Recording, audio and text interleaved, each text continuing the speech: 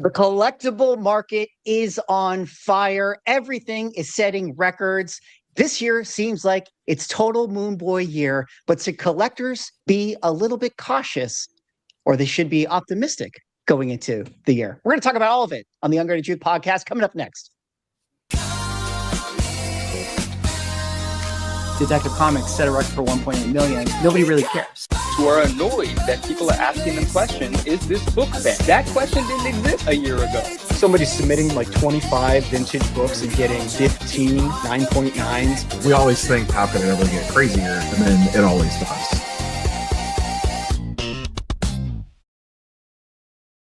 Ladies and gentlemen, welcome back to the #1 show in the universe, The Ungraded Truth, the greatest collectible podcast that has ever been done, ever been made, ever been streamed, probably will ever be.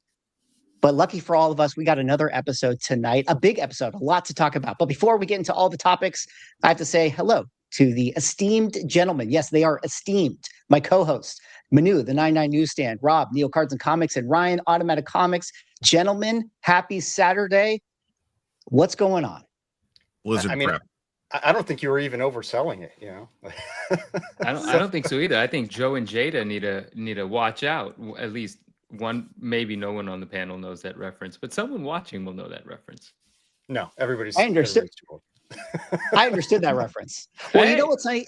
Am I overselling it, or are we just in the total Moon Boy season that is collectibles, which is kind of related to the title of our show today, which is the risk on environment. We're going to talk about how everything, no matter what vertical of collectibles you're diving in these days, everything is selling like crazy. And is it only going to go up from here, or are we at the top? That's what we're going to kind of talk about in a lot of things. And we have some very interesting other stories. We have some OA scandals that we're going to talk about a little bit later on in the show. But before we really dive into the main topics, we have to talk about how, gentlemen, congratulations. The Ungraded Truth YouTube channel, the fastest growing YouTube channel in the world, is now at over 1,000 subscribers. And we are actually streaming this episode on the Ungraded Truth channel. It's a co-stream, of course, like we always do with the gentlemen's YouTubes as well. But guys, we did it.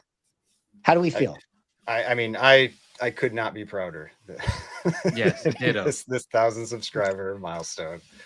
This is the most proud accomplishment we've ever done in our lives. I hung it on the refrigerator. I think that everybody in the chat should hang it on their refrigerator as well. But if you have not subscribed to the channel, I would ask, if you enjoy what you see here, head on over to the Ungraded Truth YouTube channel, link in the description. Give it a sub. We got to grow this to 1 billion subscribers. But maybe more importantly than that, the Ungraded Truth is also on Spotify.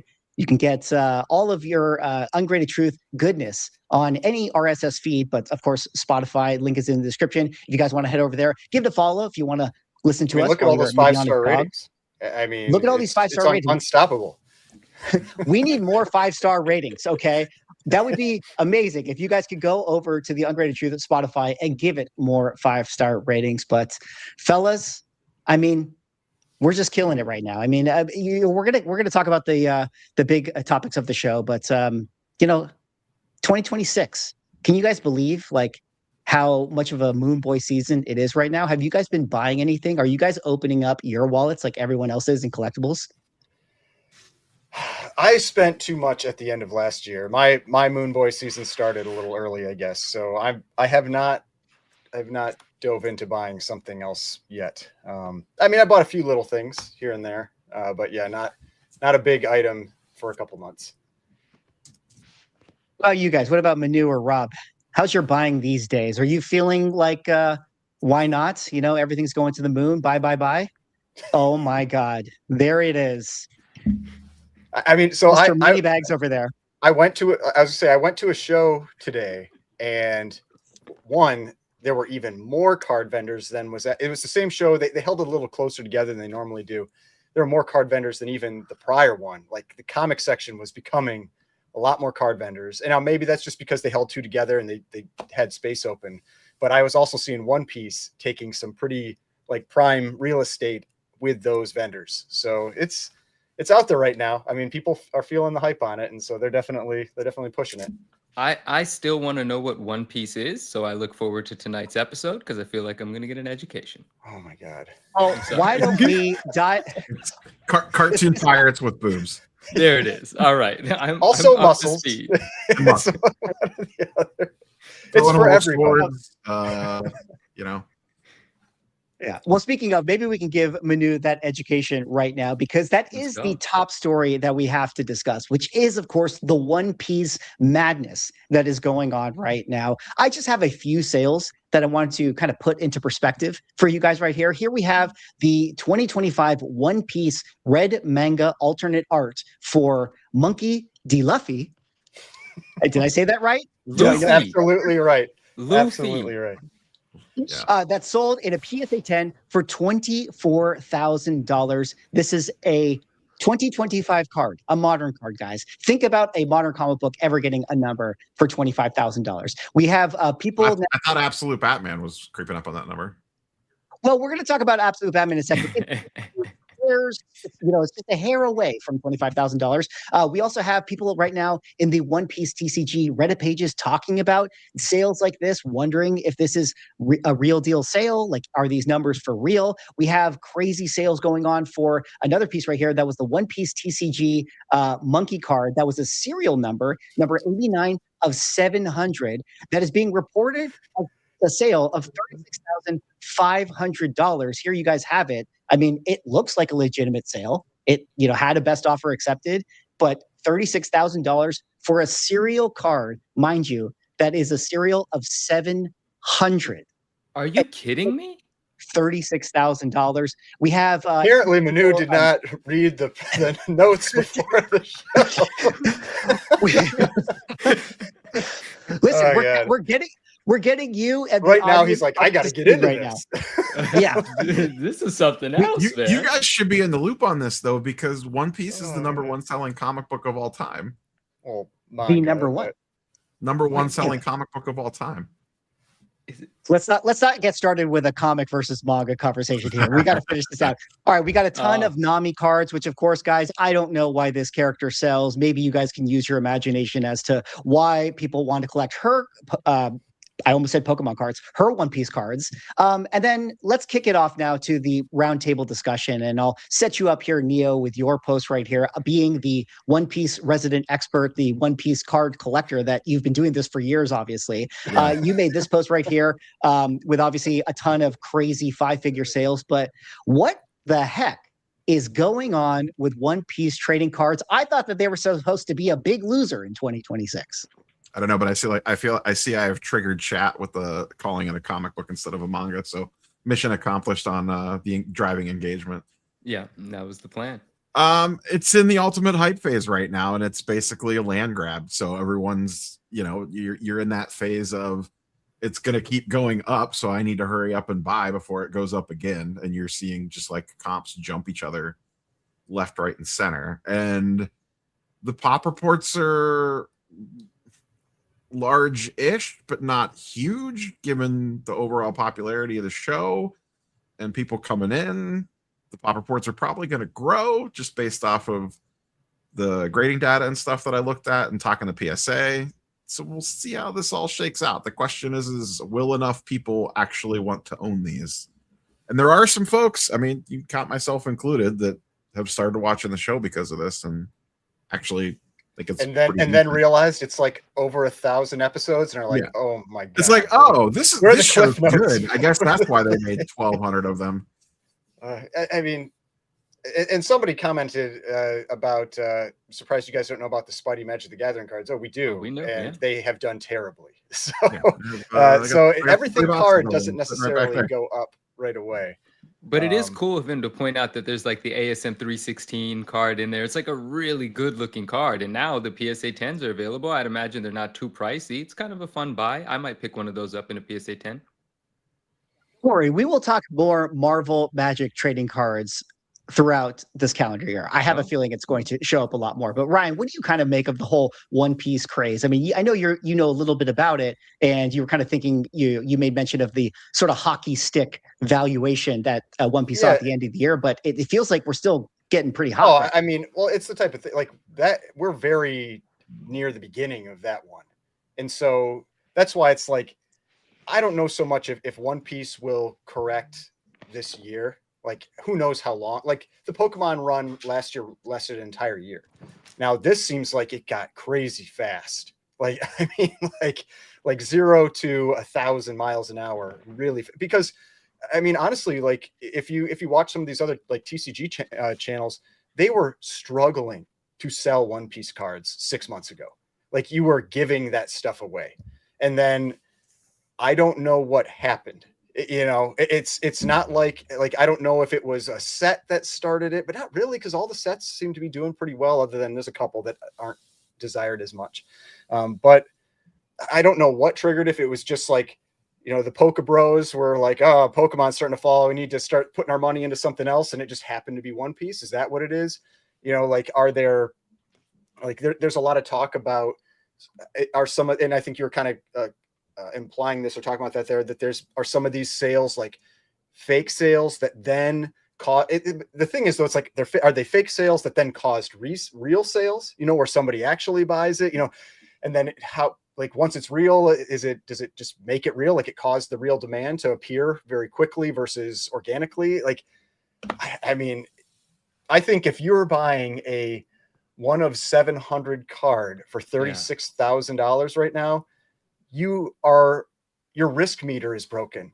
And, you know, and we're probably averaging a little older than a lot of the people that are, well, I don't know, like, it might be the older guys that are spending, that have 35 grand to buy this stuff. But like, I think that as you get older, you start to like realize, like, that's a lot of risk to take on.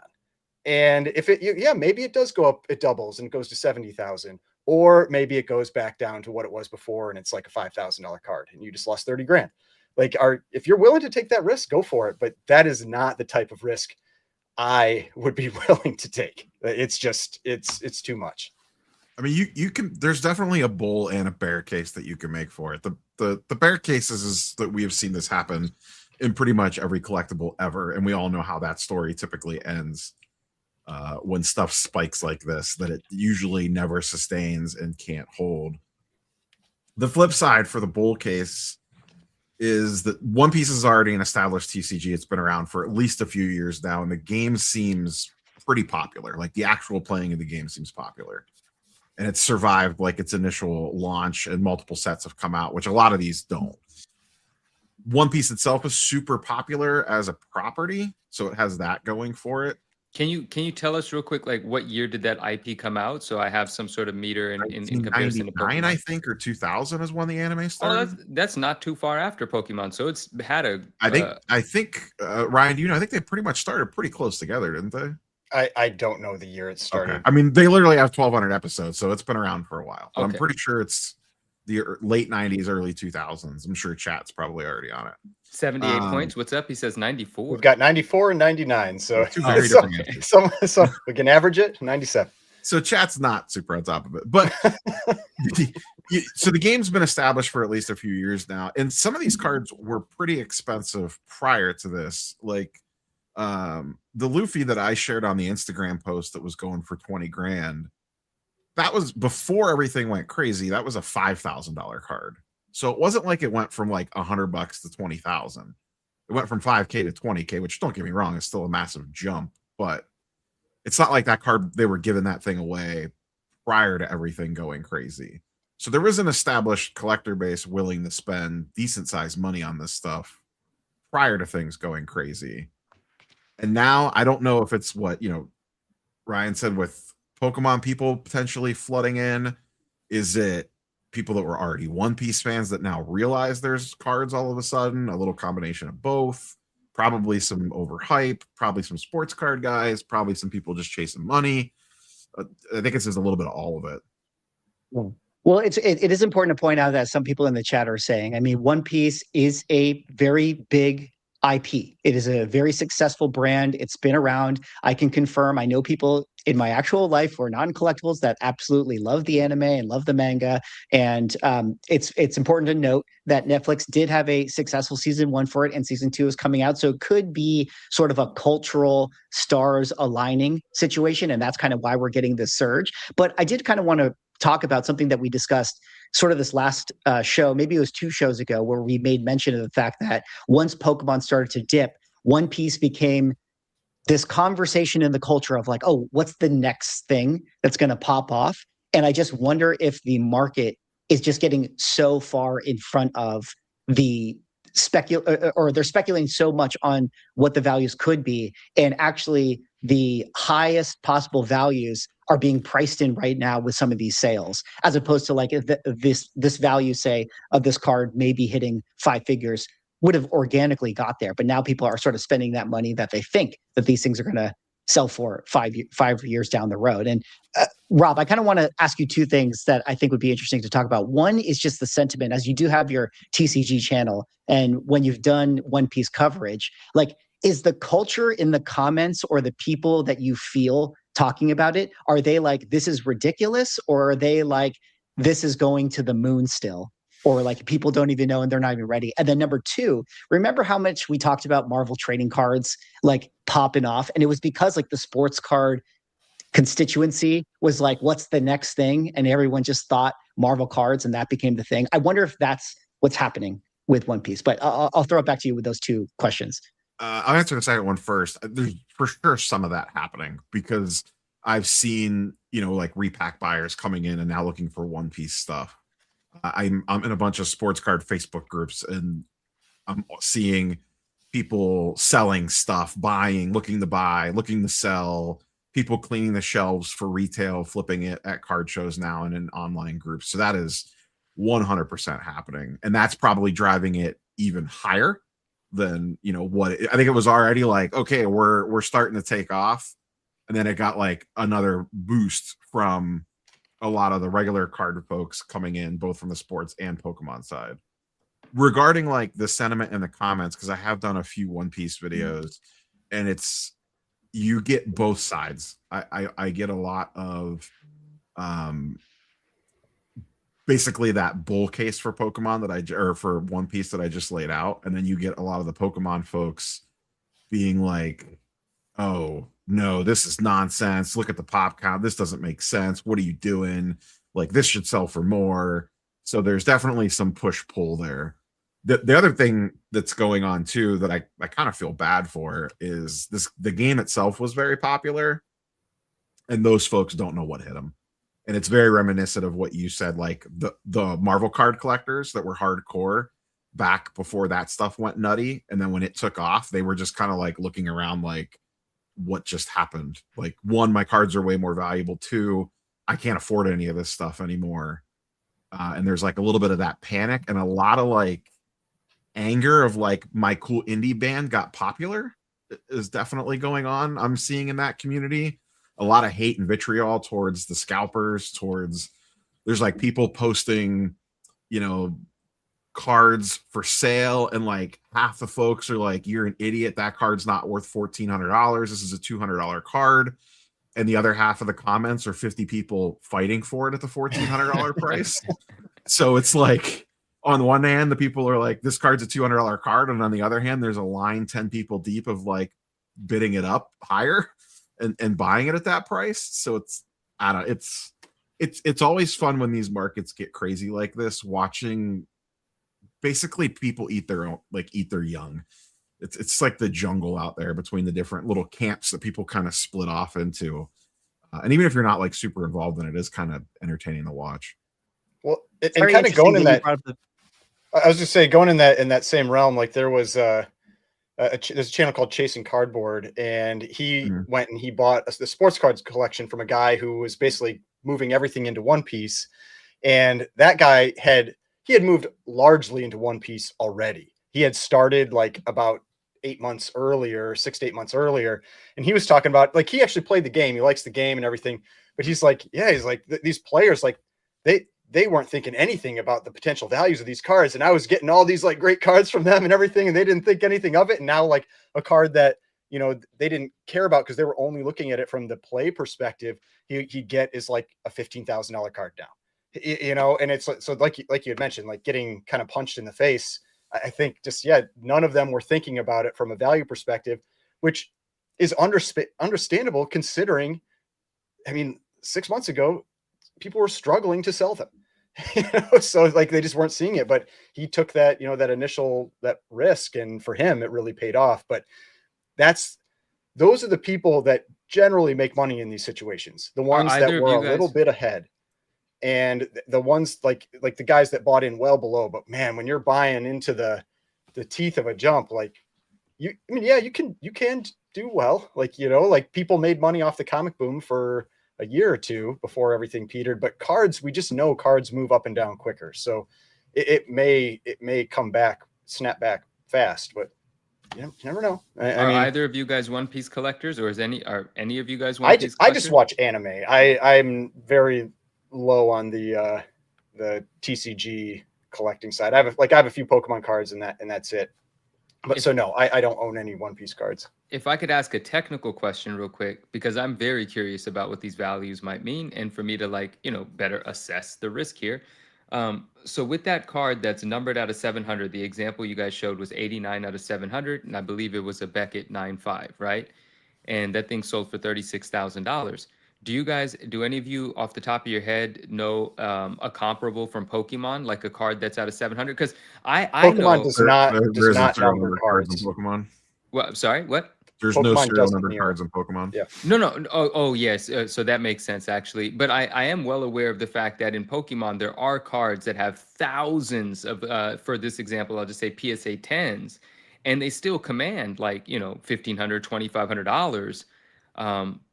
So maybe a card with 700, numbered out of 700. I mean, the Greyfelt Hat Pikachu has a pop of is it 40,000? Yeah, I was gonna say it's tens of thousands. Yeah, and it sells for $1,800. Wow, that is something that I wanted to bring up.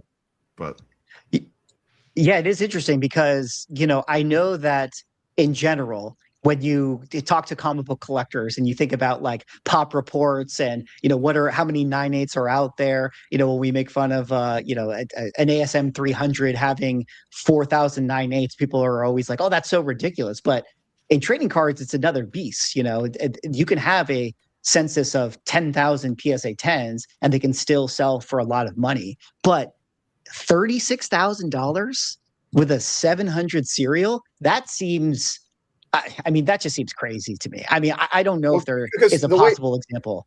Yeah, the way I like to look at those is, and PSA has done posts like this where they say like, what's the most valuable card in there, or valuable cards in their like grading history. And I think for TCG, I think it's the Greyfelt Hat Pikachu, and it's where you multiply the number of cards by the value. And so that one, granted, all 700 aren't going to be 10s, but they do grade well. So it might be like 600 of them are 10s.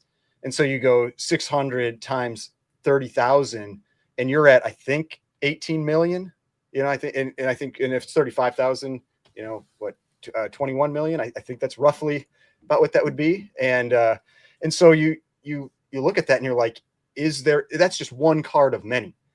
Like, is there that actual like ultimate demand out there when you're talking about it in that perspective? And I don't know. The other thing to note about One Piece too is that it grades very well. Well, that's what I was saying. Bandai printed, but like their gem rates are 90% plus on stuff getting sent in. Now I don't know if everything coming out of the pack is that clean, but at least it seems like it's very easy to tell what to send in and what not to send in. But a 90% gem rate is insane. Like even most Pokemon stuff is in the 30s or 40s, and you have a legit shot at black labels with Beckett on these. That's why a bulk of Beckett's TCG mix is made up of One Piece. They get more One Piece percentage wise than any other grading company by a wide margin. Yeah. Well, it's pretty interesting to see, everything kind of going on with One Piece. And I think it's going to kind of lead into even the bigger conversation about, the title show being risk on. I do find it fascinating that there's always in collectibles, there's so many people are so excited to speculate on the next thing versus becoming a pure expert in one thing. And I kind of think about you, Manu, where it's like you have 3 things that you know so well that you sell, and that's how you are very successful. But then meanwhile, the market is always sort of chasing like, oh, but if I buy this now for $1, imagine it could be $1 million, tomorrow. And so it's just so funny how people see the dollar signs in that sense versus like, if you have asymmetric knowledge and you just really focus on one thing, you could still do very, very well with it. But I don't know if you have thoughts on that. No, I absolutely have thoughts on that. I appreciate you saying that. And like the initial thought is like, yeah, these numbers are exciting, but forgive anyone watching this that's a huge One Piece fan. This is a personal thing I'm about to say.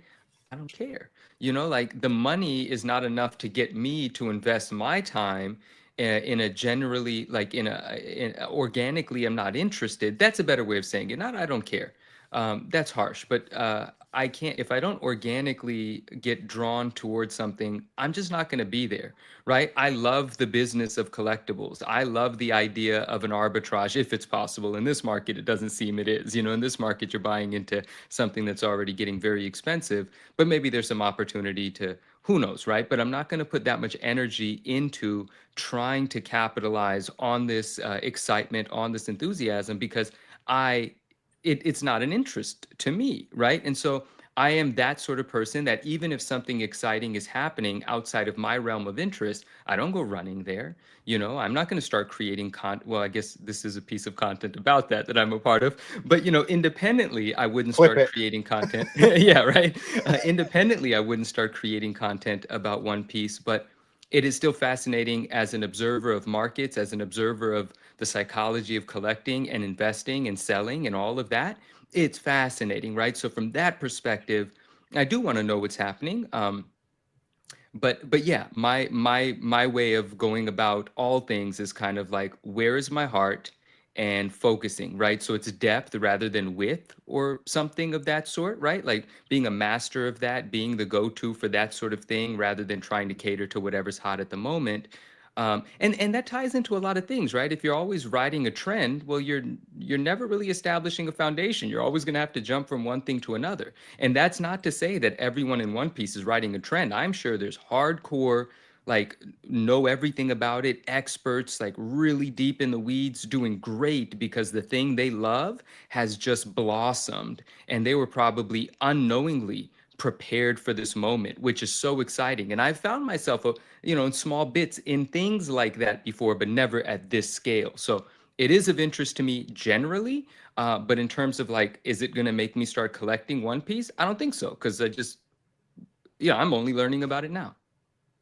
One thing that is really notable is, Rob, you talked about the ingrained game or player base kind of being blindsided by this whole collector speculator fiasco that has happened, or not fiasco, but just a surge in attention here. And I thought that this post was really interesting, that One Piece is going all out to stop resellers. Check out this post that Courtyard posted, but this is from the One Piece card game, where they had an important announcement: to help prevent resale and ensure the continued availability of our products, we will remove the plastic shrink wrap from booster boxes at the time of purchase in all US One Piece card game official shops. We sincerely appreciate your understanding cooperation. Can you imagine that you Wow. go to an official One Piece store and when you buy a set, they remove the shrink wrap? I mean, I thought it did happen. It did happen with Pokemon, though. They did it for Evolving Skies. No, maybe? Prismatic. Prismatic.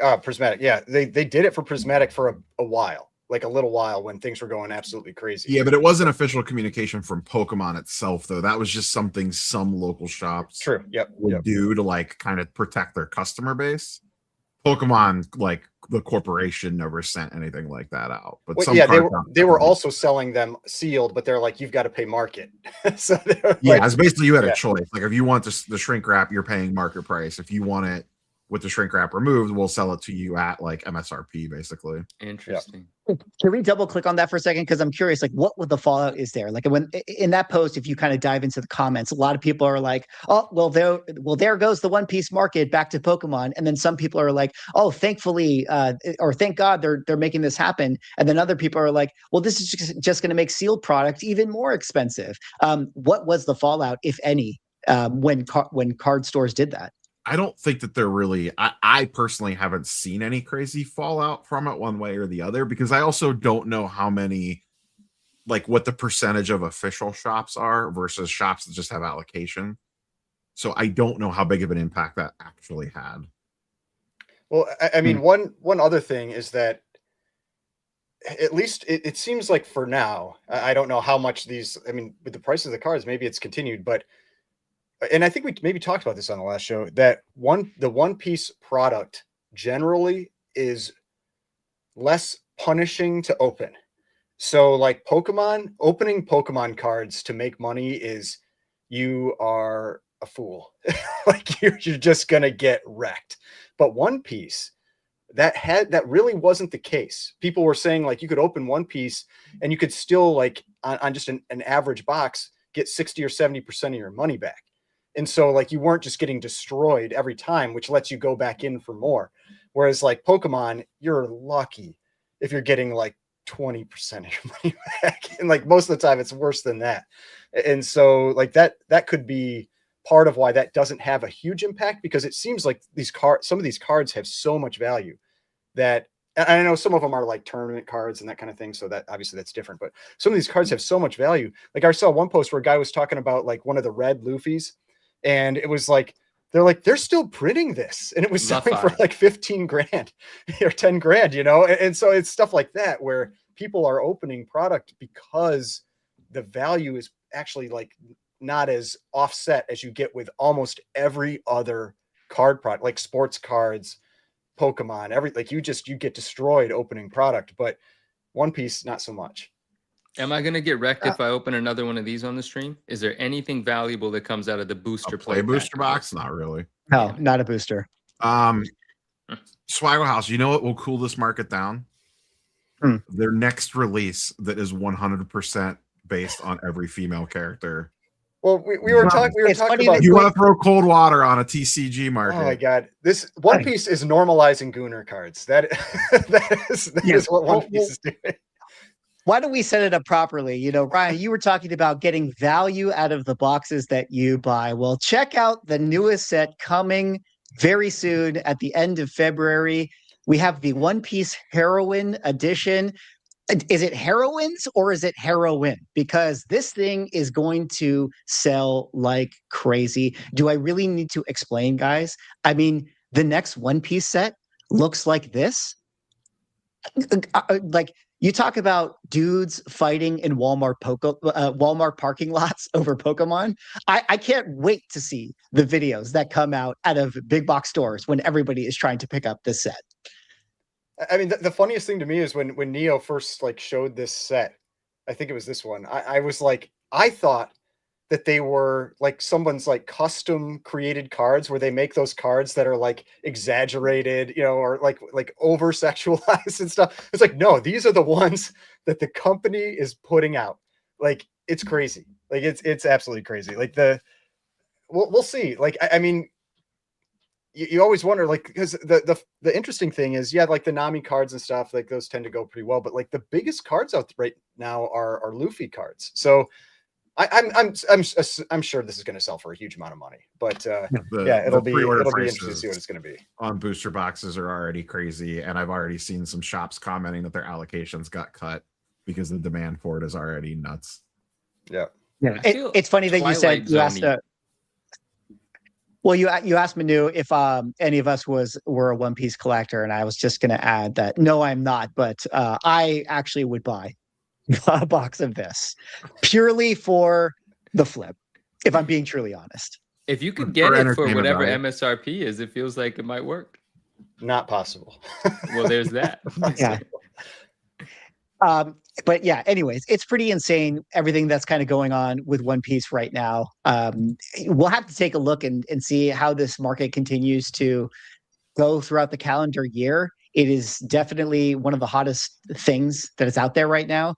And even the cards that we didn't show, you know, still new modern product of Nami selling for $5,000 a pop. So even if this set doesn't become like, you know, a major 5-figure card market, you know, there's still going to be hits in there that people are still going to sell for 4 figures all day. And so those things are going to sell like crazy. And I just don't see it stopping anytime soon.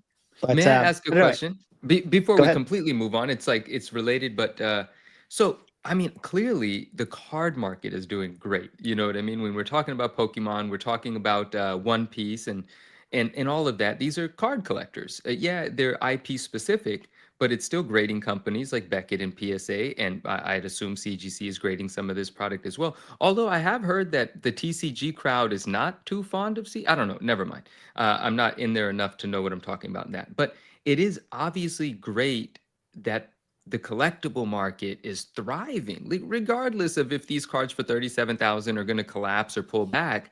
Someone is still excited enough to buy them. The question I'm getting to is there a chance that this will have a positive effect on Marvel cards, which is such a tiny market compared to any of this? But like, is that going to spill over? Are people's interest going to say, hey, I remember Spider-Man too?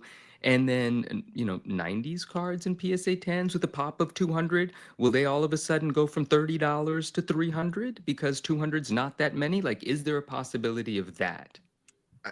I don't think so, because I mean, maybe a little bit, but we're not that far off of everybody getting burned on that from 3-4 years ago, when we basically had that. Like, I feel like Marvel cards already had their moment, and now it's just normalized. No, another moment coming at some point. People have long memories. 66 Donruss blew up, but that's a different story. Hey, really quick. Sorry. Go ahead. No, nope, please. Go ahead. Nope, go ahead. Go ahead. The 1966 Donruss, obviously the first, Marvel card set. Funny enough, I met a new collector today. We did a deal together, and I'm not saying who he is, but most recently, card number 34 in a PSA 8 sold for an accepted best offer of $6,600.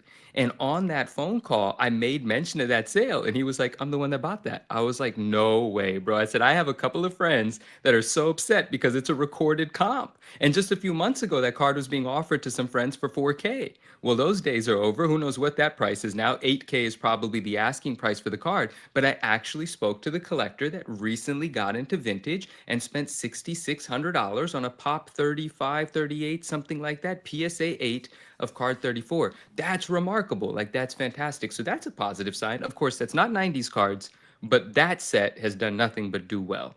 But it's kind of a different story. I'll add on to the Marvel card conversation. I also don't know that Top/Fanatics is doing a great job since they got the license, and I don't know that that's going to help things either.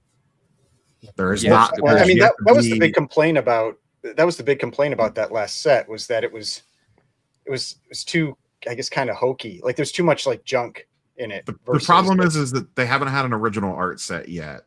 Their last big set was the MCU set, which, if you're an autograph collector, the checklist is deep, and there is a lot of, like, basically every MCU character is in there outside of Downey Jr. You could, like, there's Ryan Reynolds autos, there's Hugh Jackman autos, there's dual autos. A lot of them are sticker autos, though, and the card design is just kind of eh. And then when it comes to art stuff, it's just all recycled art, which Marvel card collectors generally don't like. They want original art, and we really haven't seen anything out of that from Topps or Fanatics yet. They're just kind of tripling down on the, oh, look, it's shiny with a serial number on it, you should want it. They just need to put out a J. Scott Campbell set from a breaking perspective, but I don't know if actual Marvel card collectors are going crazy for the stuff. Yeah, the modern Marvel stuff doesn't excite me for the most part. What I will say about Marvel cards, if we're going to lump in Magic the Gathering, I know that there are people in the chat were talking about how the Magic the Gathering Spider-Man set is not holding up its value very well on the secondary market. However, that set was very popular in terms of its orders. Maybe one of the reasons why the booster boxes are not holding up as well as they could. But I think one of the things that people complained about was that the set itself didn't feel that well designed, and the game players basically just got a bunch of cards that they didn't feel were OP, for playing the game. However, Wizards has a long license with Marvel. There's going to be a new Marvel set coming out of Wizards of the Coast later this year, the next Magic the Gathering set.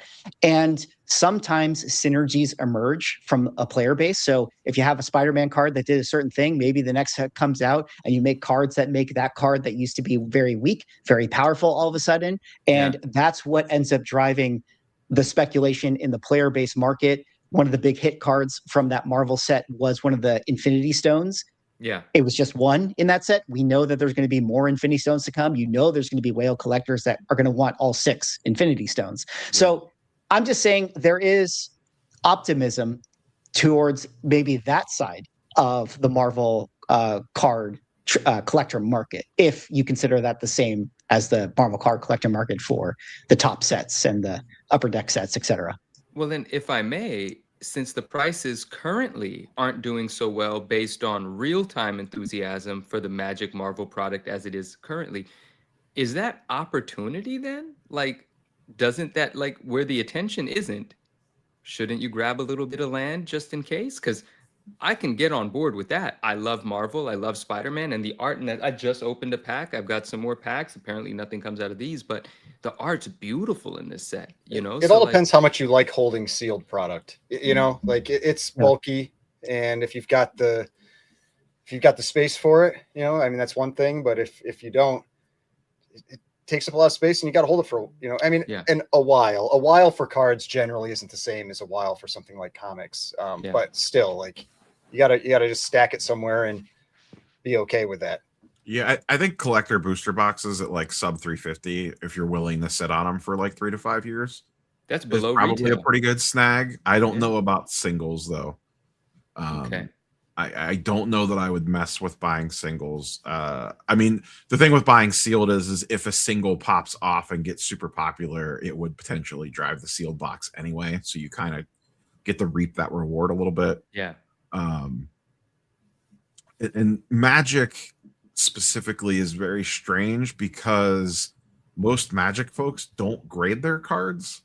So you I've don't heard. always necessarily get a huge grade premium, even on vintage stuff. Like a lot of vintage Magic the Gathering, like you would think would be graded, is not. But as a Marvel guy, I want my Magic Marvel card graded. So it's like a different market has been introduced to that product then. Yeah, I just don't know how big that market is because It's not tiny. every Marvel collector is going to want the Magic layer on top of the Marvel card. They just Sure. want a Marvel card. They don't want all the glitz and glamour of all the TCG nonsense put on top of it that in their mind might take away from the card. Like it's kind of apples and oranges to a degree. So you're kind of niching down in an already not that big collecting niche. Mhm. So I just don't know how much demand there will be there for that stuff. Because graded, once you grade it, you're probably eliminating a lot of the Magic like player base isn't going to pay the premium for it. No.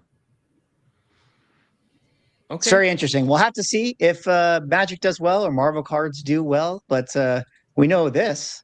This guy thinks that SpongeBob cards are doing well. New Jersey man spent $300,000 on rare SpongeBob trading cards. I blame Ryan as the dirty influencer. That's I for was this hoping one. there was like an interview with him. He's like, I saw this post by Automatic Comics and decided to buy all these cards.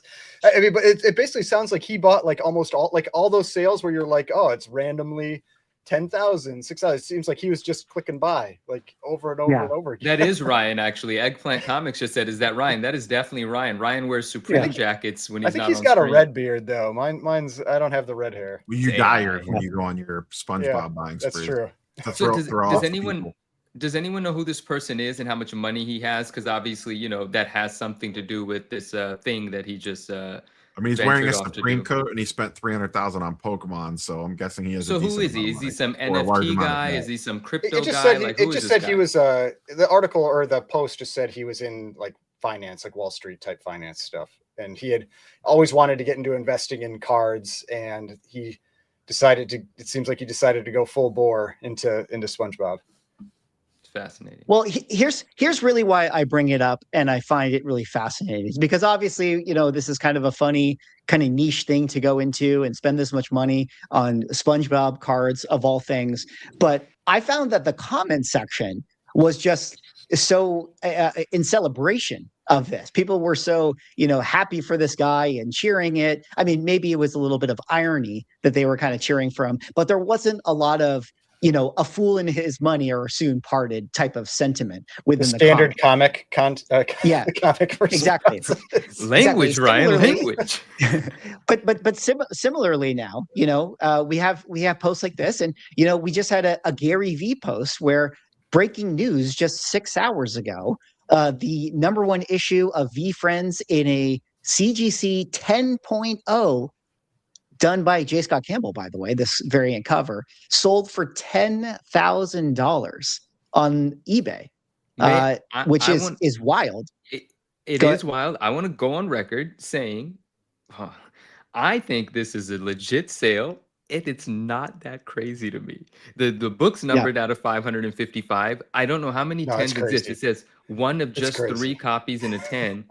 Man, this is fine. Let someone have some fun. I think this I is mean, a that's cool the thing. pickup. Like, So, wait, I let's do get not this straight. care how people spend their money. Like that means nothing to me. Like how someone else wants to spend their money means nothing. The only thing I ever kind of offer out there is like I look at it from like, you know, if you care at all, and if somebody's spending 10 grand on that, they don't. They probably have plenty of money anyway. And so, Let me- but it's the risk assessment is usually what I'm looking at it from. But if you want to spend 100,000 on that or whatever, that's fine. Like that's your money. Like people are adults; they can do what they want. That Hold thing's on, not Lauren, going to go let down me- in Valley. It's already worth $1 million after that purchase. You know how it goes, That's Ryan. just like that dual signed car that Mr. Wonderful got. It's 20 you know? million now. He just 20 spent million. 12 He's million on he's it. like, Yeah. yeah, is it just 20 million? Sorry, we derailed Swag. Swag, get in here. We're No, sorry. it's okay. Wait, no, I'm gonna square this circle, okay? And I want to throw it back to Ryan here because again, I showed the SpongeBob thing, and we see the Gary V, $10,000 CGC 10.0 purchase, and we just started the show talking about One Piece, and you talked about risk assessment, but risk schmish. That's kind of how I feel right now about just everything in collectibles. And Brian, I kind of wanted to, set you up and maybe, talk more about this. We've had private DMs and conversations about like, you could just kind of feel like that people are just less cynical about collectibles and specifically comic books, which we spend most of our time talking about, but maybe like kind of unpack that sentiment and this idea that, I don't know, like 2026 just feels like a buy year. Well, yeah, I mean, so with that, I was talking about that with a couple guys at the show I was at today too. I was just saying, I was like, when you make YouTube content, you see a lot of comments like all the time, and you just like something within the last couple months has just felt a little more positive. Like you're always going to have troll comments, you're always going to have some negative stuff, but like it's generally felt just like a more positive vibe on everything. Also, like just like things like my like views on certain types of videos that previously wouldn't have done as well are doing better. Like there's more interest. I'm seeing a lot more posts on the different Reddit subreddits that I follow of like, I'm a new collector, and they're, asking questions and that kind of like a lot of that I'm seeing right now that I wasn't seeing before. And so it does feel like there's this positive trend. I mean, I was watching a Comic Tom video today, and he made kind of like just an in passing comment, something very similar, where he just like, I can't remember exactly what he said, but it's like about how it just feels a little different with some of these comics right now. And I can't disagree. Like it really does. And it's not, I know some people say like, oh, he sells comics, he's just trying to shill for this stuff. And, maybe there is some of that. I don't know. But but legitimately, like, we started talking about that kind of separate from one another. It was like we both were feeling that, and I think from our comments in our videos. And so I think that's really interesting that something has shifted. And I know we've talked about before that comics often seem to lag cards, and we know last year was a super big return year for a lot of cards. Like after kind of a fall off after COVID and all that, like Pokemon started taking off again and everything. And is this kind of like the comics taking, about a year later, they're starting to feel the same type of move? I'll piggyback off of that. Oh, go ahead, Rob. Go ahead. I was just going to say, I just want to get this on the record. Manu, pro $10,000 V-Friends comics, anti $10,000 PCG Pirates. Not anti 37,000 out of 700, but yeah, I like the V Friends thing. Maybe it's because I'm a Gary V fan. That was going to be my follow-up question. On a scale of 1 to 10, where are you on the worship at the throne of Gary V scale? I'm up there. I like Gary. Chill. That's my guy.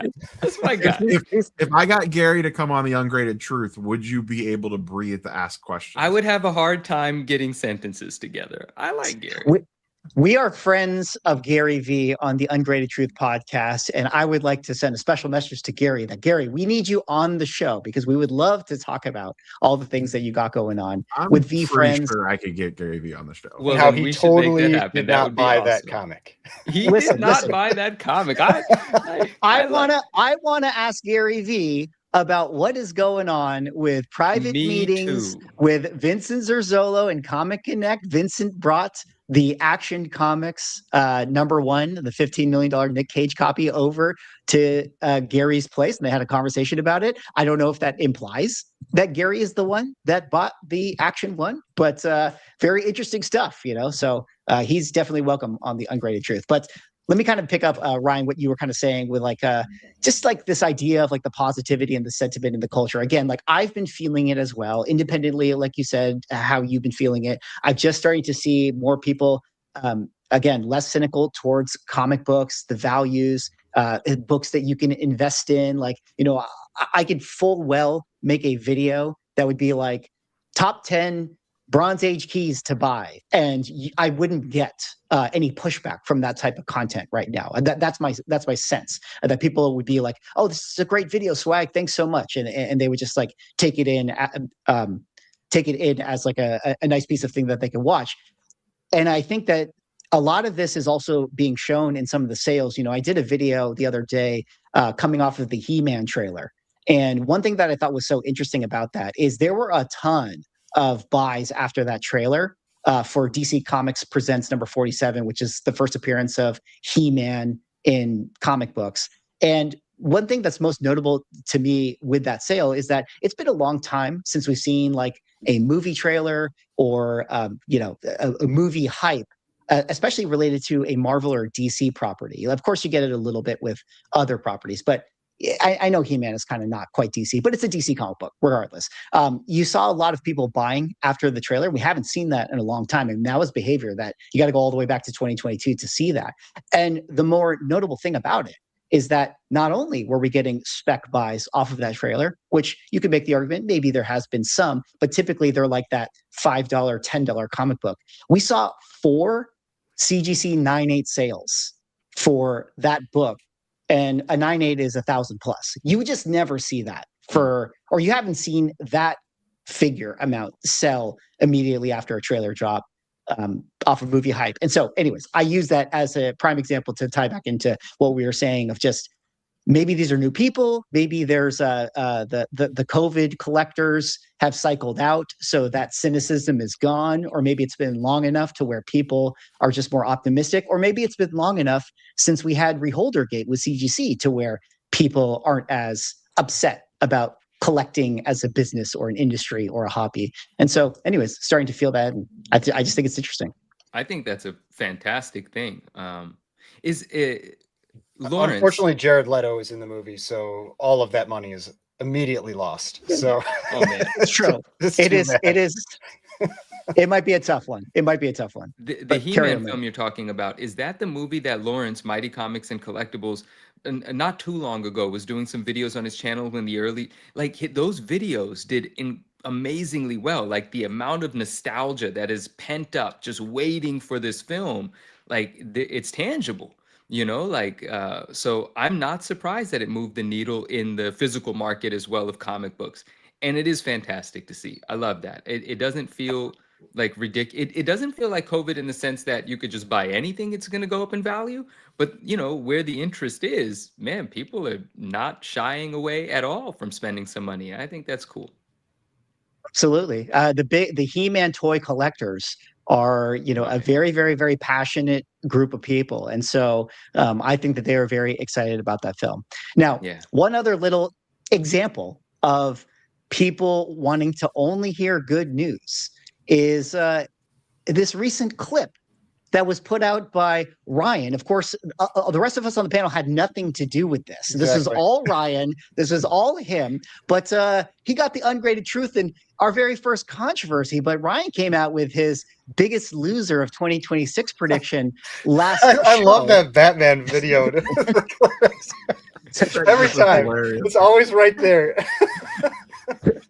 and he talked about how Absolute Batman 1 in a CGC 9.8 is a little too elevated in price right now and feeling like it's going to taper off. But again, relating it back to this topic, I think what was interesting is how polarizing it was. While there were a lot of people that felt like, well, clearly this is a logical take. Like, of course it's going to come back down. People were not happy about it. And again, I think it ties back to like, nobody wants bad news. Like, you're killing the party vibes right now. We're risk on, baby. Like 2026, you know? And so people don't like when you make, you know, petty little graphs about how this book is all tapering Oh yeah, down. my petty is strong right now, and this My petty is strong. and that's the thing. Like we were talking about this, so I was all on board with like Team Absolute Batman. I was just making my my commentary on it, and then I had some people calling me a moron or stupid or whatever in the comments. I was like, all right, I'll just start tracking this. so you can expect regular posts from me throughout this year as that book falls down in price, because it is going to, and it already started to. So, but yeah, my pettiness, it's out there. We are definitely going to follow. We are definitely going to follow the Absolute Batman. But don't you kind of think that ties in to like this idea, of like the bigger conversation with the risk on? Like, people just don't want to hear that this is not going to the moon right now. I mean, I kind of feel like that's what I got from the conversation. Oh yeah, people are moon boys right now. It is moon boy season, and it's one of the things. It's like, it's always just like what type of content you can make that's going to do well in certain environments, but I cannot make myself tell someone something I don't believe.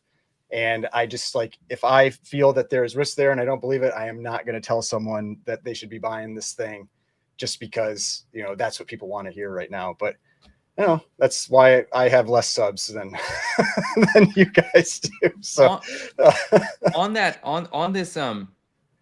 this topic, and Swag did make a video about it, and we did have some friends reach out to us even weeks and weeks ago, and it just slipped my mind. I spoke to Swag about it, and I meant to talk about it on some of the streams, but it slipped my mind. But on this Absolute Batman topic, piggybacking off of Swag's video about how, I guess, the second print, what do they call cover B, cover C? The covers that came out after.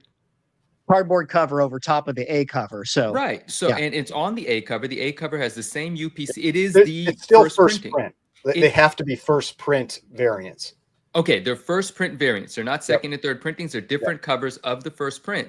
But people can just simply remove the top cover, and then you have the cover A, the one that's selling for the most money. And we can't say for certain if this is getting through CGC. I imagine it is. If it's not detectable, well, then it's not detectable, right? And so do we think that, if like the education of that out there, would that potentially affect values, or is this big enough that no one cares? Like, it's still just going to do what it's going to do. I don't think it hurts the number. I don't think it impacts the numbers enough. I think it's just a way that people are making some extra money on this stuff. And I mean, they're both Mickey and I have made videos where we've talked about this, and the feedback is mixed. There's definitely people that think it's okay. I assume they're the people that are selling those that they're taking covers off.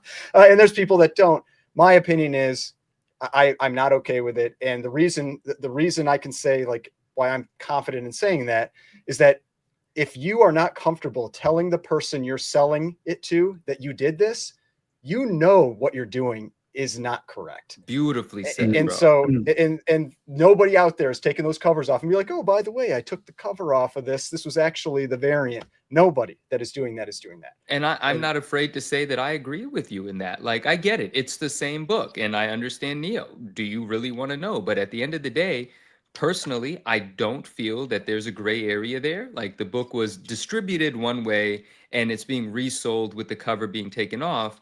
The knowledge of that, of course, is what's going to make the difference to the consumer, to the person buying. But just the idea of it doesn't sit well with me. I do feel that it is wrong to do. I'm not afraid of having that as my opinion, but of course it is happening. And should I buy a 9/8 slab of that book, I have no way of knowing whether that happened or not. So I don't really, I'm still going to be happy with my book. I don't know. Ignorance is bliss. It's an interesting one. Now, does that by chance mean that the cover B and cover C could have this idea of being more scarce now as a result, that some of them have been mutilated to produce cover A's? Could those potentially be up in value later once the story sort of becomes cemented as a part of the lore of this book?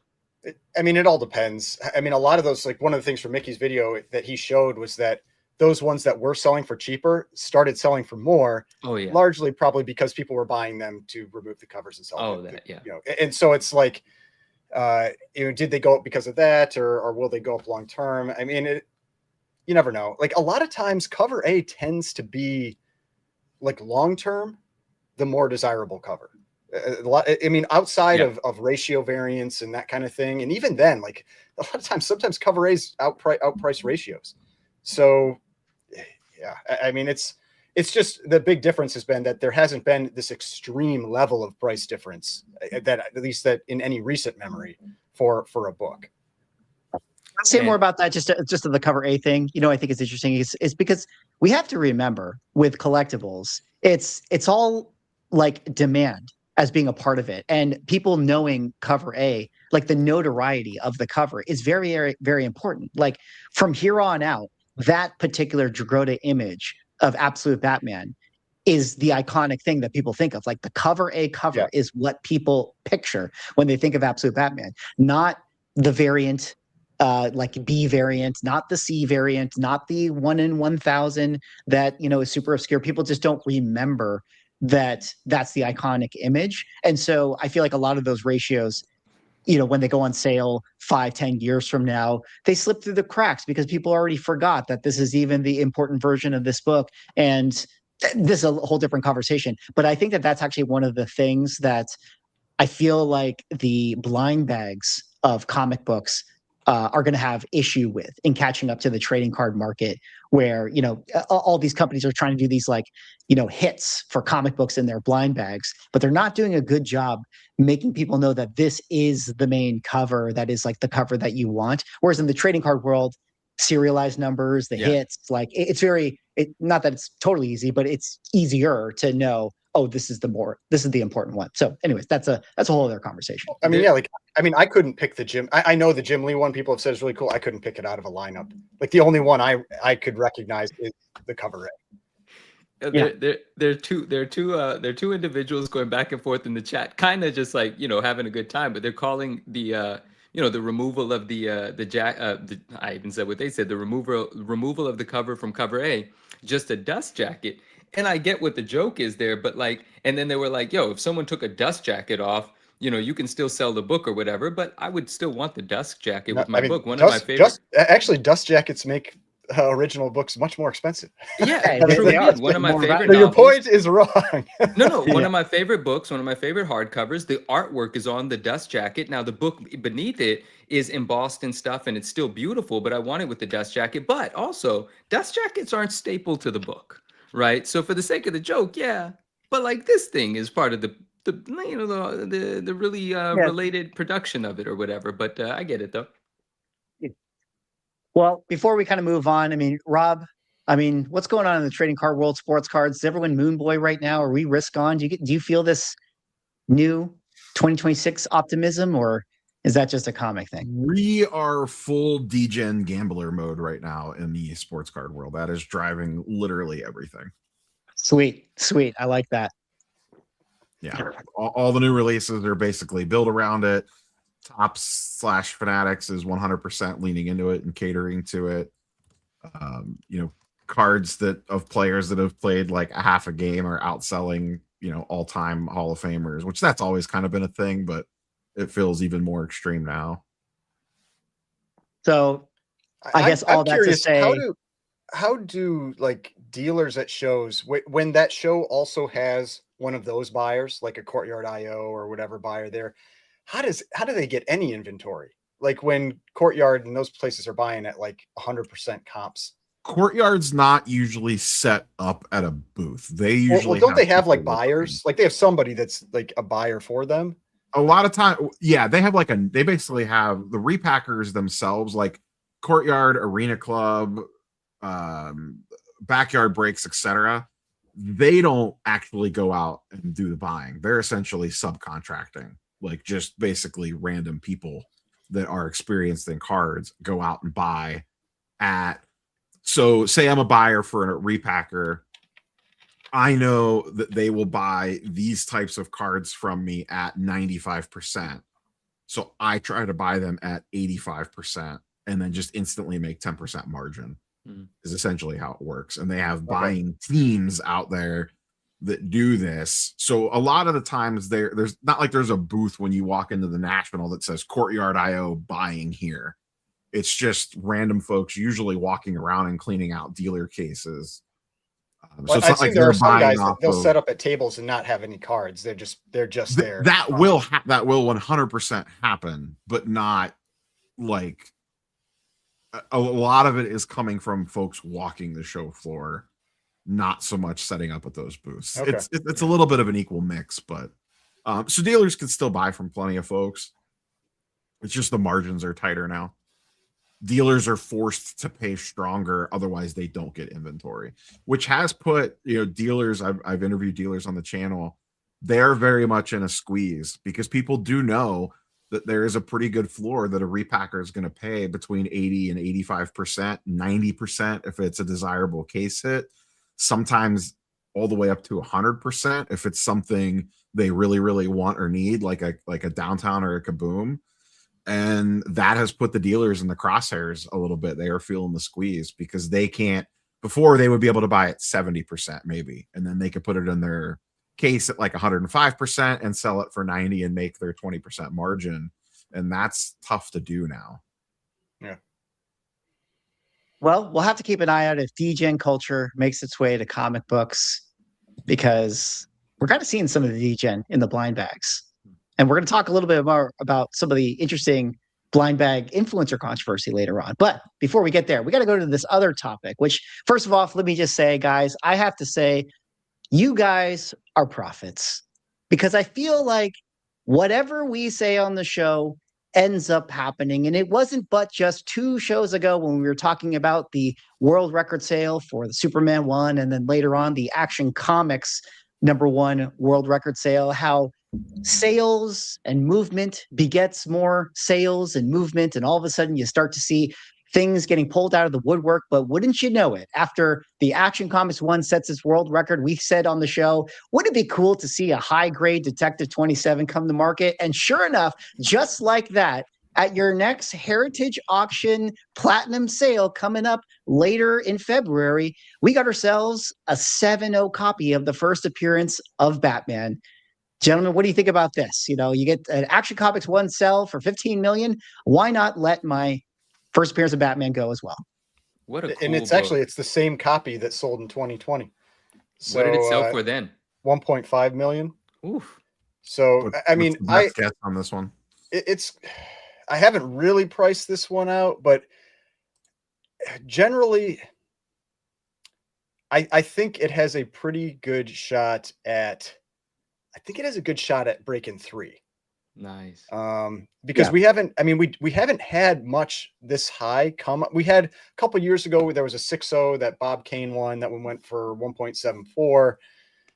These are the type of books where they're going to ratchet up pretty quick with each grade, and with how well everything else has done, like the records on Superman, the records on Action Comics, 3 wouldn't surprise me. And I'd probably be disappointed if it went below 3.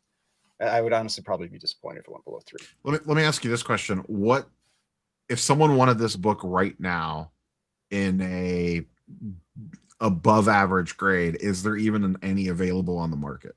Like open?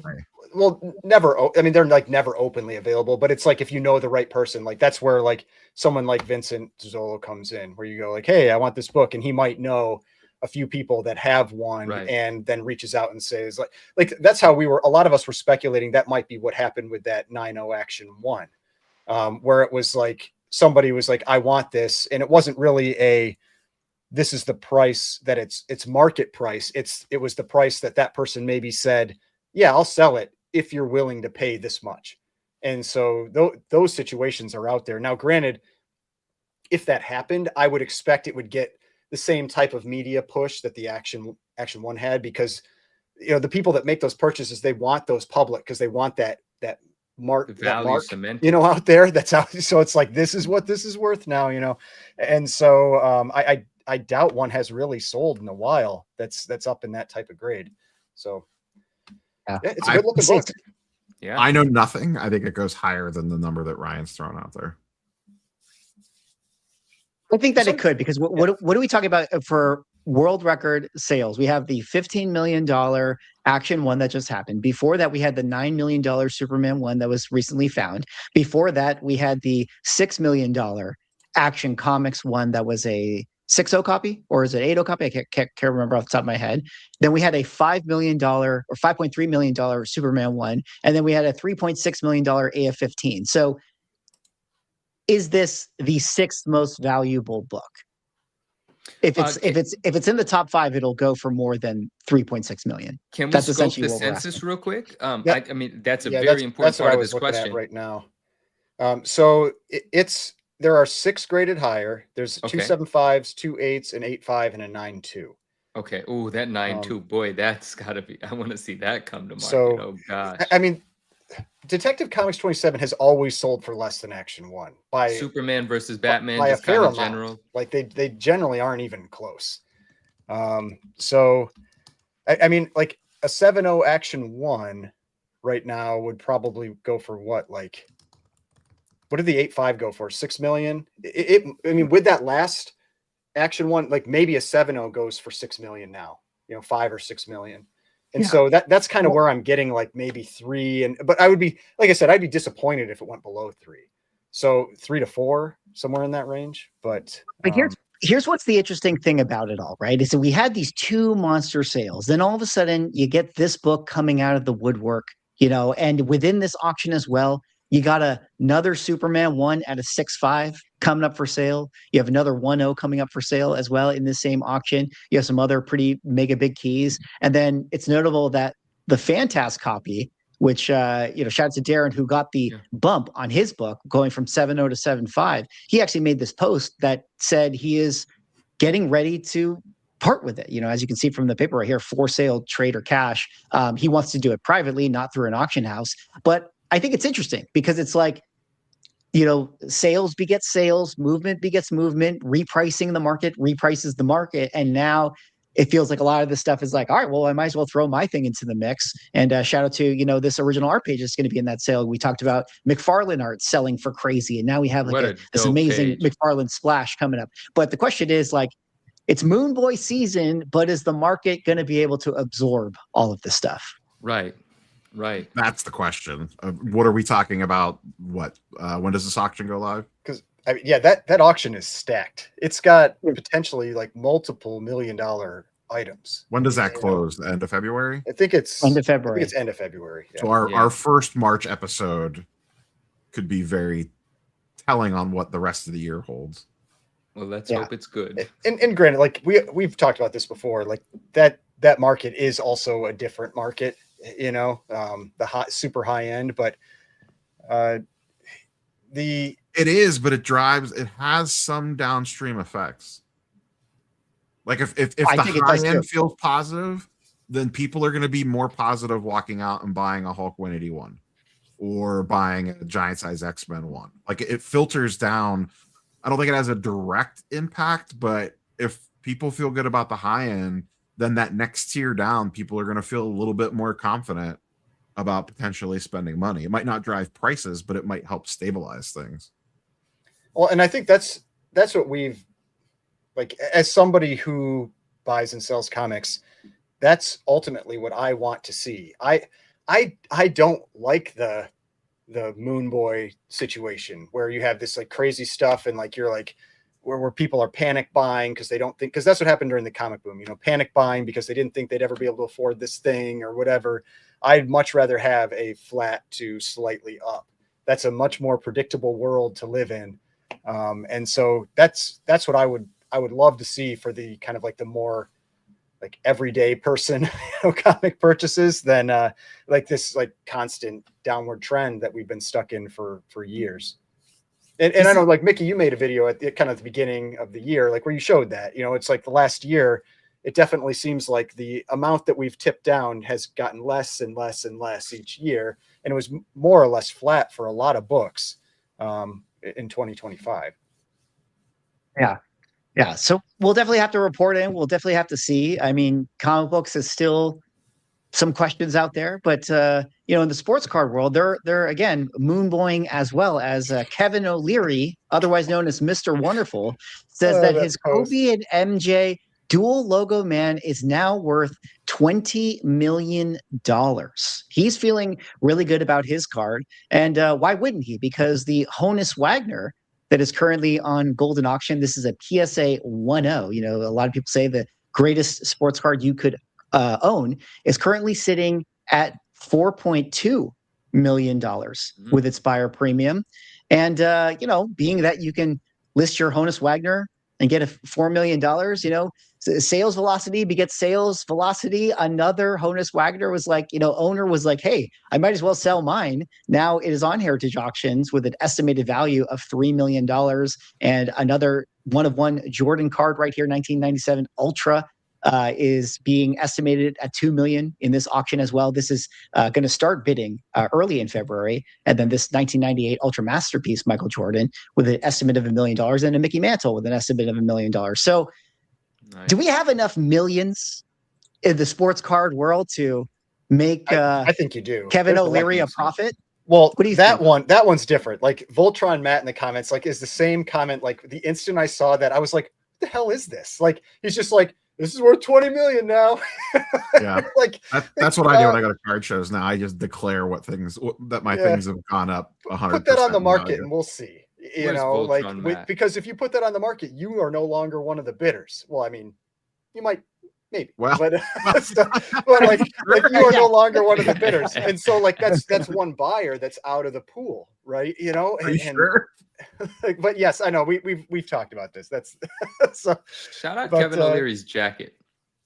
Oh man, yeah, I was cracking up about that post though. It's like, yeah, it's up 50% already.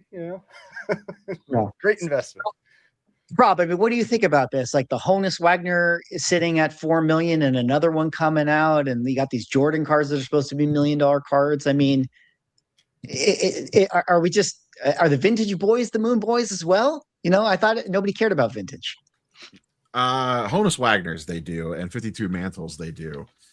They definitely care about vintage, and there's Ryan laughed and said, yeah, absolutely, there's millions. There's so much money in the high-end sports card market. I don't know how much of it is real, how much of it is fake, but maybe it just all changes hands amongst a couple different people, which is probably likely. But the amounts on the high-end sports card side are insane. I know some of the comic numbers pop way off for the super, like the Action Comics and stuff like that, but cards, just the liquidity in cards just seems way higher. Yeah. Well, I'm going to come back to Kevin O'Leary in a second. We have to do our due diligence to talk about all the interesting stuff going on, but I want to talk about him when we get to our influencer conversation, because a lot of people out here calling me a dirty influencer when you got guys like Kevin O'Leary talking about $20 million cards. I mean, like, that's real influence right there. But speaking of that, another thing that I think is interesting, guys, 26 days remaining. The Pikachu Illustrator sitting at $6.3 million. Logan Paul already made his money. It's the most expensive Pokemon card, or will be the most expensive Pokemon card ever sold. I thought we had to do a Illustrator watch. What are you guys thinking? 22 days left. We're going to have one more show, or maybe two more shows before this sells. But now people are starting to think, hey, maybe this is going to get to $10 million. Well, he turned down a $10 million offer from an OnlyFans model. Yeah. I think there's a lawsuit against him about this already because of the whole liquid marketplace situation. So we talked about that. Yes. Well, but I don't think there was a lawsuit at the last time we talked about it. Like I think some people, I don't know if it's class action or what's going on, but yeah, there's definitely, like, we talked about the questionable nature of how he reacquired it, but I think those people are maybe now deciding that they want to take legal action to see if they can get a piece of this sale. I think that's good. They should try to do that. What's the most interesting thing about this card? The card is very cool. The number it's going to achieve is very cool. It's this notion of just because one individual is able to sell something for that price doesn't mean that the next one will, or doesn't mean that someone else would have been able to. Like, all the marketing in the world is behind this card. And I mean, it's remarkable to see. You know, it's on Netflix, it's all over YouTube, it's on news channels. You couldn't get a better rollout for your sale. And it's going to do well. It's already doing well. It's going to continue to do well. But can we talk a little bit about some of those like private offers? Like if a card's already at auction, you're not going to take it off of auction anyway, right? So what is the point other than just to Marketing. create this more confidence? Like the question I'm asking is any of that real? Like, oh, the card's already at 5 million and it's already at auction. You're not going to pull it from auction, okay? Oh, I'm going to offer $10 million. Well, by design, the offer is going to be declined because the card's already for sale, already at auction. So it's just more marketing. It's just more creating a value out of thin air. Is it not? Or do you guys think there's some legitimacy to that? And even prior to the 10 million, I thought this was very interesting. Before it had even peaked 5 million, there was that reel that Logan put out about saying that he got a phone call from an individual that asked if Logan would be interested in accepting a $5 million irrevocable bid, which was so fascinating to me because the idea of an irrevocable bid became defined for me. And that's a very intriguing mechanism for me. I really actually like that idea. And so what happens there is, if I remember correctly, is if you place a bid for $5 million irrevocable, that means if the public bidding doesn't get to 5 million, you have to buy it for the 5 million. That's the risk you're taking on. But if it goes above 5 million, since you were willing to show that confidence at a 5 million irrevocable, you get 10% of the upside, without buying the card. And I think that's so fascinating. So learning about an irrevocable bid was very cool, and it got my wheels going or whatever. About I'm going to how give that you would an work. irrevocable bid on your Malibu Sun. Please do, bro. Like, I would love that. If someone like legitimately wanted to, I'm going to play that game. That's a gamble on both sides, and that's really exciting, actually. But the point is, do you think that was even real? Do you think any of this is real? Is the question. I wouldn't believe anything that comes from that camp. I side eye anything in the high end. There's just like an automatic. I don't care what auction house it is. Anything on the high end, I'm at least somewhat like, what's going on here? Is it as blatant as it appears? It's just like, man, there's no regulation. No one's going to tell them to stop, so they just have their way with the market. Pretty much. Wow. Yeah. Why not? Well, it's interesting because with the high end, we're kind of in this place where you got Kevin O'Leary doing a lot of content. You got Ken Golden and Logan Paul obviously doing a lot of content with their Pokemon card, as they should.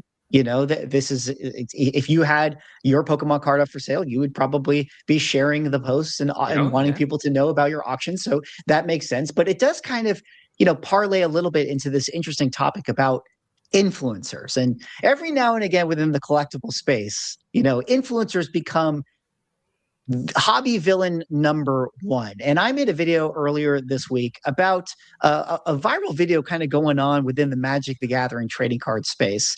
Kind of started off of this Reddit thread right here, but I want to read this thread and kind of recap the video a little bit, and we can have this conversation. But thoughts on WotC seeding packs to influencers. This user said, I think this video is pretty compelling evidence that WotC is seeding hit cards, in this case, fractured foil, to large subscriber channels. I watch a lot of pack openings, and this has been pretty consistent for the last few sets. One channel I watched, the YouTuber opened something like 190 collector packs of Avatar and not one neon ink card. And then the Command Zone, which I think he's implying is kind of like a shill influencer or whatever, puts out a video, which I can't seem to find right now, of them doing a collector battle. And oh, look, Josh pulls a neon ink Ong. I'm in agreement that they don't know that they're being seeded these packs, but it smells pretty fishy. The video that he is referencing is a YouTuber who basically went through every single YouTube video that has gone out of this new product for Magic the Gathering. I realized that I didn't actually have this Reddit thread pulled up for you guys this whole time as I was reading it, but you guys get the idea. The point being that he went through every video and kind of, at least anecdotally, pointed out that it seems like the influencers who have a affiliation with this company are being seeded product, whether they know or not, to have interesting pack rip pulls and hits. And so it gets really exciting. And then when it can get clipped and shared and all these sort of things, I made a video about it. I talked about how I don't know if it's so explicit But I would say that if I had my own trading card company, I mean, I would be having conversations about it in my marketing department. I would certainly be thinking about it. But what do you guys think about kind of this concept? Maybe Rob, you can talk about this. You know, influencers, pack ripping, pulling one of one's chase cards. Is it all fake? Loaded boxes, the number one favorite topic of the tinfoil hat brigade in the sports card world. They love this topic.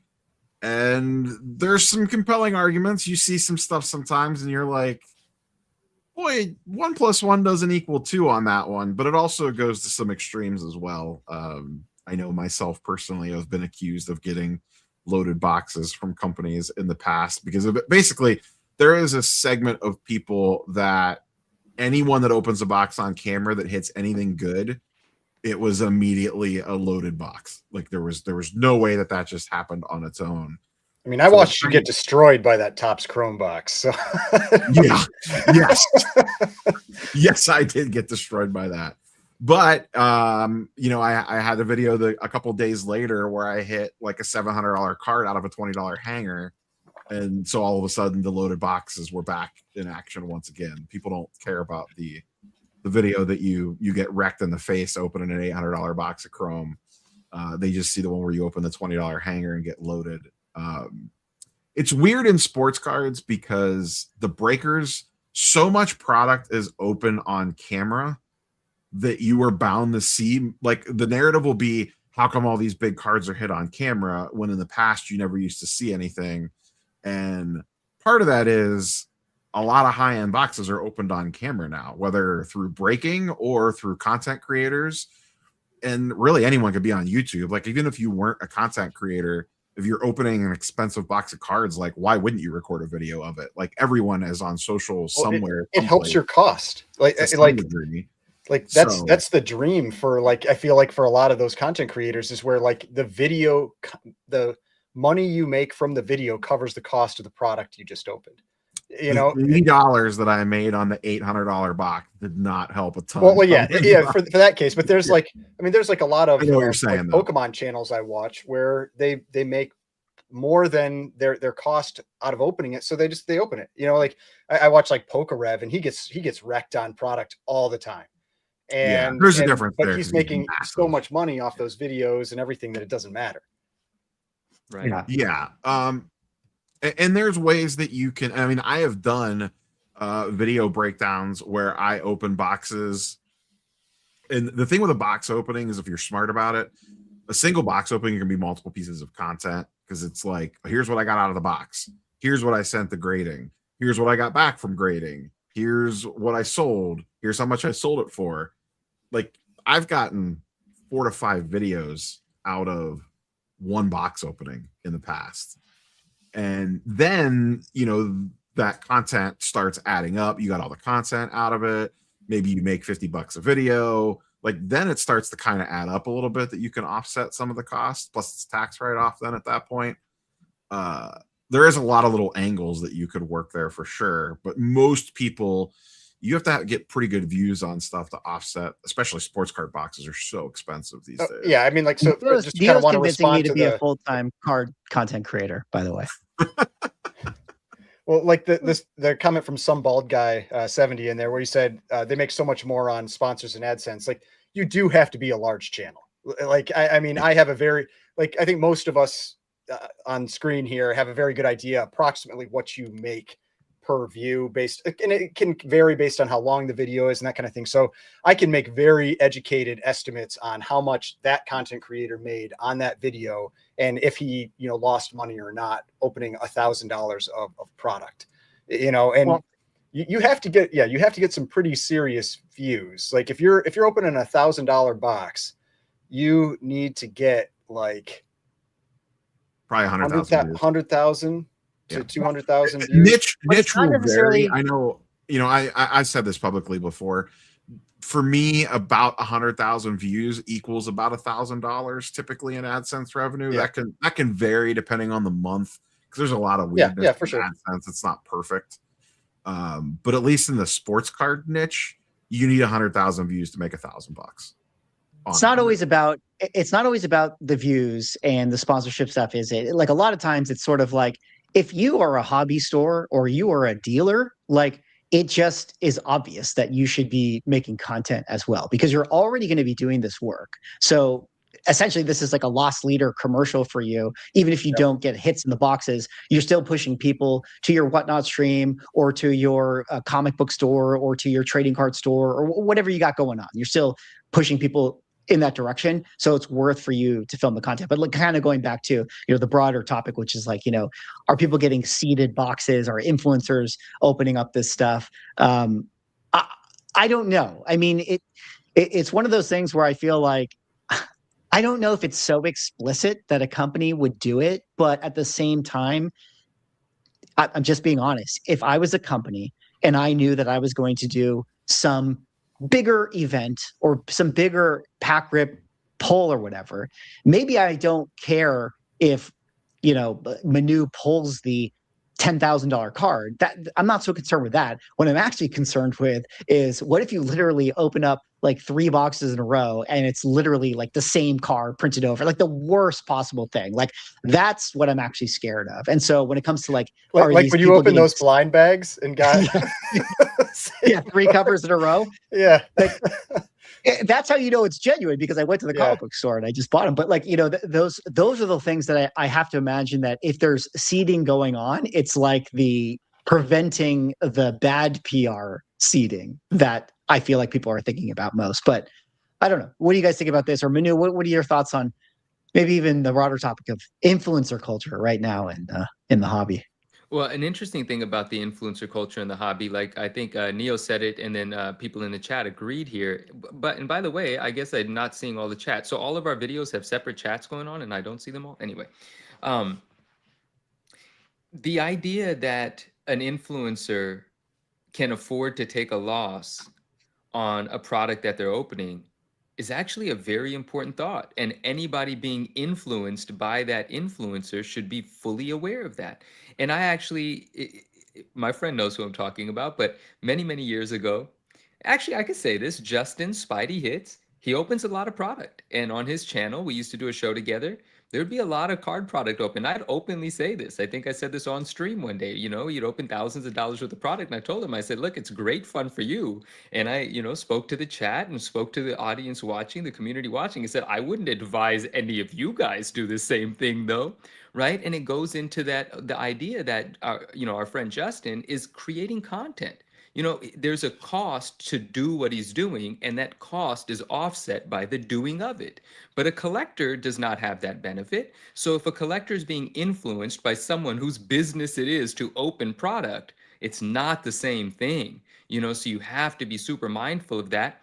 And a lot of that responsibility is on the influencer. A play on words, not much of a play on words, but I've said be a good influencer, right? Be a good influence, right? And Justin does as much, right? Justin would say, listen, guys, I don't think you should do this. This product is overpriced, but live vicariously through me. We're about to open up a case, so on and so forth. And then a lot of influencers become breakers. They end up on Whatnot and they get to enjoy opening a bunch of product because it's all paid for by the people that have bought the spots, the character breaks, what have you. So I don't know if that's an evolution or a graduation, but it's another thing in that space of content creating. Whatnot stream is not content creating, but people do enjoy Whatnot streams as content, and the person ripping that product again is doing it as a business, right? But it's still having an influence on the people watching. So the people being influenced, it's their responsibility to be mindful and realize that someone opening $1,000 product is not the same as theirs. And I know you guys just said this, but I thought it was worth like saying it a little bit more, because that's actually such an important thought. I don't think it's ever been like articulated so well as you guys have done. So I think I had a second part to what I was about to say on the influencer note, but I forgot it because that just sort of resonated with me as like a very important message. Oh, and the other thing about, we used to call them influencer boxes. I'm sure it's still what it's called. My idea is that, yeah, it happens. It's a thing, but then at the same time, it's like, it's the same thing with when, we're accusing any company of doing anything, like how many people are aware of it, and wouldn't there be whistleblowers? Like what sort of controls are in place to make sure the influencer gets the right product, but the only the trusted people, at the company are aware or responsible? How do you trust the team, the employees, the staff, to coordinate that without going public with it? That's interesting, right? But do I think that influencer boxes happen? Personally, I do. Can I back it up with anything? No, that might just be me, kind of my suspicious nature and thinking like, well, duh. And then what you said makes a lot of sense. Even if it's not just to, pull the biggest card in the world, which kind of sometimes takes the wind out of the sails of a product, right? Like if the biggest cards are pulled, well, what the hell is everyone else going to buy the product for? So it's not necessarily the greatest thing, but it makes for great clips.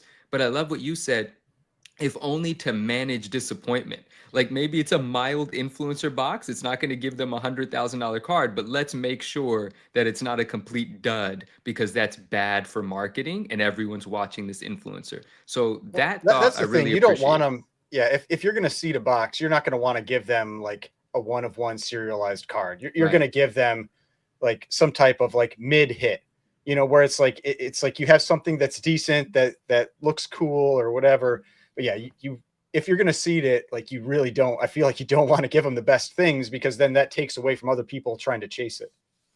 Yeah, agreed. Yeah, absolutely. Absolutely. Yeah. And who are the bad influencers these days? I haven't really, are there bad guys out here? Are there people shilling and pumping a bunch of bullshit? Like what's happening out here? There's 4 of them live on the stream right now. Well, there you Yeah. go, guys. You've come to Bye, the bye, right bye. place. Welcome. We are No. the dirtiest of influencers. The voice Well, of reason here. The voice of reason. All Yeah. right. Sell into this. Sell into it now. Anyway. we yeah. would be much better off if we were telling people to hold their absolute Batman ones, or to buy their absolute Batman ones. Okay, we At any price. You should At buy any it price. at At any price. Yeah. Yo, no, yeah, I'm not gonna. Okay, yes. All right, we're going to switch gears here to an interesting topic, specifically coming out of the original art space. Now, I want to give this segment a little bit of a caveat, because I am getting a lot of this information, through a source, and I'm not here to call out any specific dealer or specifically this auction house for this, we'll call it a mistake that happened on their site. But I wanted to talk and bring up this conversation with you guys here today and to the chat, because I think it's very, very important as original art continues to be a thing that becomes more and more hot, and the values for original art continue to explode, and people are chasing this stuff.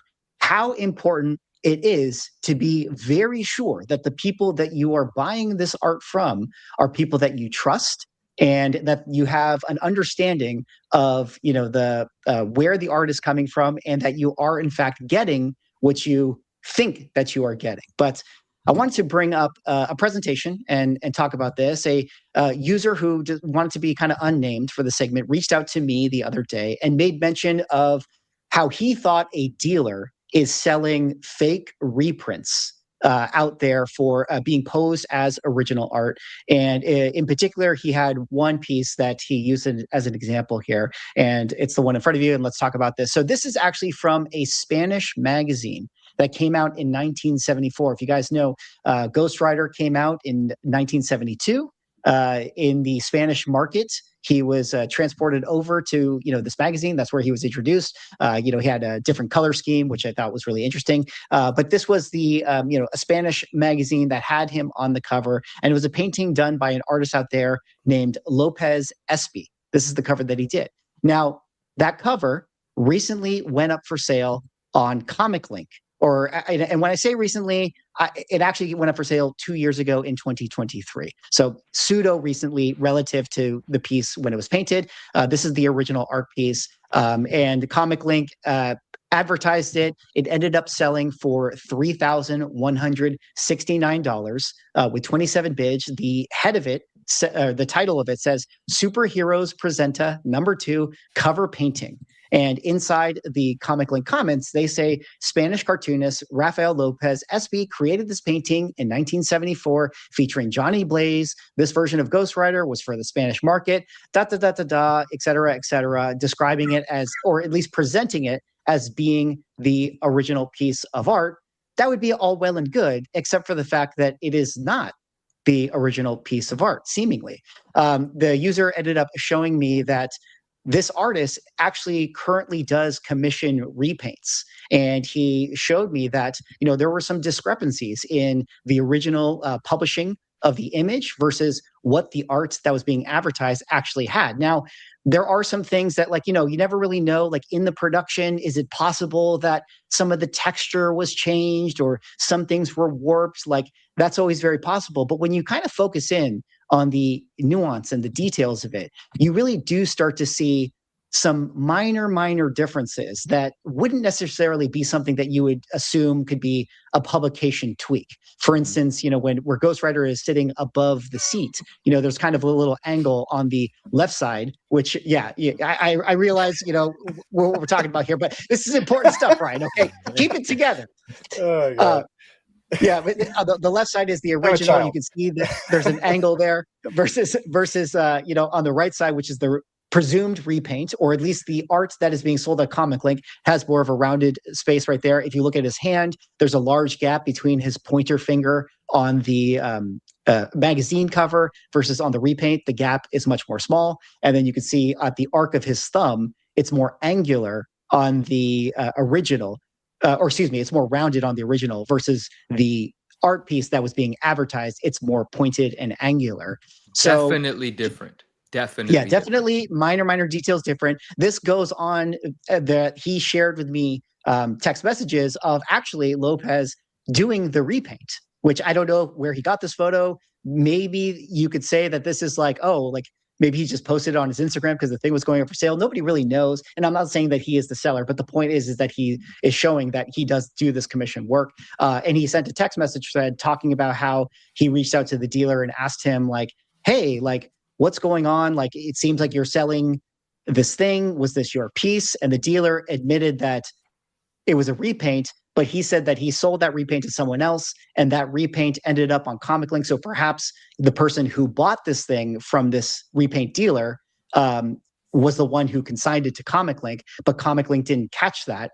Although it is a little bit fishier when you go to the repaint dealer's website, where this is in Spanish, but I thankfully got ChatGPT to kind of translate for it. But, suffice to say, he sells these repaints from this artist, and he advertises in the header that this is an original painting. But then in the description, it's like in small print, repaint. So there's a lot of kind of, smoke and mirrors going on. And, again, Comic Link eventually put this piece up for sale, and it did sell for, $3,100, and no mention of the fact that this is a repaint. The person I spoke with, later explained to me in more detail about how, the artist typically will sign, if he does repaints, like on the back of it, or he'll make a little note that it's a repaint or a recreation, but at the same time, he didn't do it for this one, which, again, not saying anything, but that's very odd. Like, what is the situation here? And I guess I kind of wanted to throw it out to you guys as, sort of a interesting conversation, this idea of recreations and repaints and fakes being sold out there, and how you just got to be really careful now that everyone's jumping into this original art space. But I'll kind of throw it to you guys. What do you guys think about this story? I mean, to me, as someone who has more recently gotten into purchasing original art, it is that's one of my biggest fears. It's like how do you prove that something is this original? And that's where you go like, well, then that's why I try to buy from a trusted seller. But you're like, that's one of the bigger trusted sellers out there, Comic Link. So, it's concerning. Like, it's like, you have to know this stuff happens. And we've talked about this before. Like, anytime you can make money somewhere, there's going to be crappy people out there that are going to take advantage of the situation. You try to protect yourself, but like, man, it's like, I guess you just have to know now, like, if you're looking at buying some original piece of art, like, I guess find the original, like the original published piece, and do a close-up compare. You know, if you're really looking at bidding on it, like maybe that's on you now, at least to some extent. Which sucks. It always sucks when people ruin things, you know, but it's the case all the time. I yes, like do things slip by even the larger, more established auction houses? You have to imagine they do, right? I love what Ryan said. Like, if there's a piece you're going after, try to do as much research and due diligence as you can. Don't just take the word for the organization selling it. It could have gotten by them. But you put up on the screen a moment ago something from Brian McClay, Beyond Wednesdays. What up? There are some major counterfeiting claims coming, and it's not this story. Just wait, brother. You hooked me, hook, line, and sinker. I'm so here for it. I'm so eager to hear what you're going to be sharing with us. Yes. So regardless, yeah, about this story, I think the evidence that's been provided, it adds up, right? That is absolutely a recreation. And like some of our friends in the chat have said, recreating a painting, no harm in that, as long as it's being sold as a recreation, right? And even from that dealer's site, not the artist himself, but the dealer site where it says original painting, of course, that is true. It is an original painting. It is painted. But it's a recreation of the published work, which in the finer print, they've made note of it. And it would make total sense that the artist himself, knowing that there's an original version associated with the published piece that would be the most sought after, that if he were to recreate this, just to assume that it could create confusion elsewhere, it should be signed differently or indicated as such. And it's probably best practice, and it's probably something artists commonly do to make that differentiation. And it is interesting that that wasn't done on this piece. But again, don't know the artist, don't know much more than what was presented here. And I hope the artist doesn't have anything to do with it. But this thing that we've briefly spoken about, and I'm not calling anybody out, but sometimes I myself have felt this way. So I'm not even speaking for anyone else. I'm speaking for myself. When there's an artist, a talent that I really appreciate, I tend to forget that they're human, right? And humans are susceptible to all kinds of greedy stuff. Who knows what's happening in their mind? Who knows what sort of person they actually are, right? And I jokingly said to you, just because you're good with the paintbrush or you're good with the pencil, it doesn't mean you're a saint. It doesn't mean your moral compass is, well calibrated, right? You're just as able to lie and steal as anyone else, and you happen to be in a position to print money, should you choose to. And one of the examples that I gave, and I know you guys hate when I don't name the artist, but I'll follow up with you about this, but I can't name the artist because I can't prove what I'm about to say. It's just a memory. But I remember an artist was releasing some recreated work. Like, this was a whole series of things that were recreated, and it was known to be. But to accompany those, there were photographs taken of the preliminary art from when the original versions of these recreations were done, right? The recreations were done because the original versions were super popular and super memorable. But prior to those original versions having been made decades ago, they were like preliminary sketches. I remember watching an interview, and I just have the memory, I've never been able to find this interview again, of this artist saying that when he was preparing the photographs for these recreations to pair up with the preliminaries, he never found all of the preliminaries, and he whipped some up for the sake of having the pairings of the pictures. Now, he was open about saying that, right? Like, this was an interview that I remember watching. For some reason, I can't find it. Maybe I can't find it because it's been taken down. I don't know. But I haven't been able to find it. And then those preliminaries were offered for sale, all of them. And not once was it mentioned that some of them, as I remembered from what this artist said, were recreated so that he can have the photos. And that never sat well with me. I was like, wait a second. I heard you say you made some of these just recently, but now that they're all for sale, you're claiming they're all the OG stuff. So do artists take advantage of their celebrity, the desire of collectors to own their stuff, and they know it's kind of easy for them to get away with it? I think they do. I would hope majority of them don't, but it definitely seems like something that happens. And this evidence here of going through like, a major auction house definitely causes some concern. And I myself, like Ryan, recently into original art, I'm going to be paying a great deal of attention. I did buy a painting recently of a published cover, and well, recently 2 years ago. I just haven't shown it to anyone. And one of the things I was so excited about was I ended up buying it directly from the artist who had it since 1994 when he painted it. And I said, can I get like a letter of provenance, right? And I didn't know how beautiful a letter he was going to provide me, but it's like the coolest thing ever, right? And so like that's going to help if and when I move that piece onto someone else, we'll have like legitimate provenance, at least more than some pieces might come with. So provenance is super important and something to make that connection.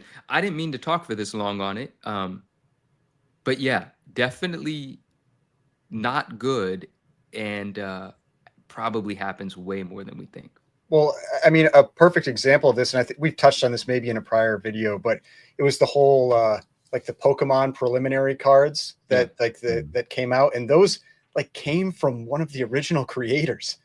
Like that's my understanding of that story. And if I'm wrong, correct me, someone. But like it was like he was involved in that, and it's like, how do you like you just like you would think that that person would have the best interests in mind for that, that item that they're putting out there. But Right. you never know someone's financial situation. You never know what they like, where they are, and like what the, and so that type of stuff, like you can't necessarily trust.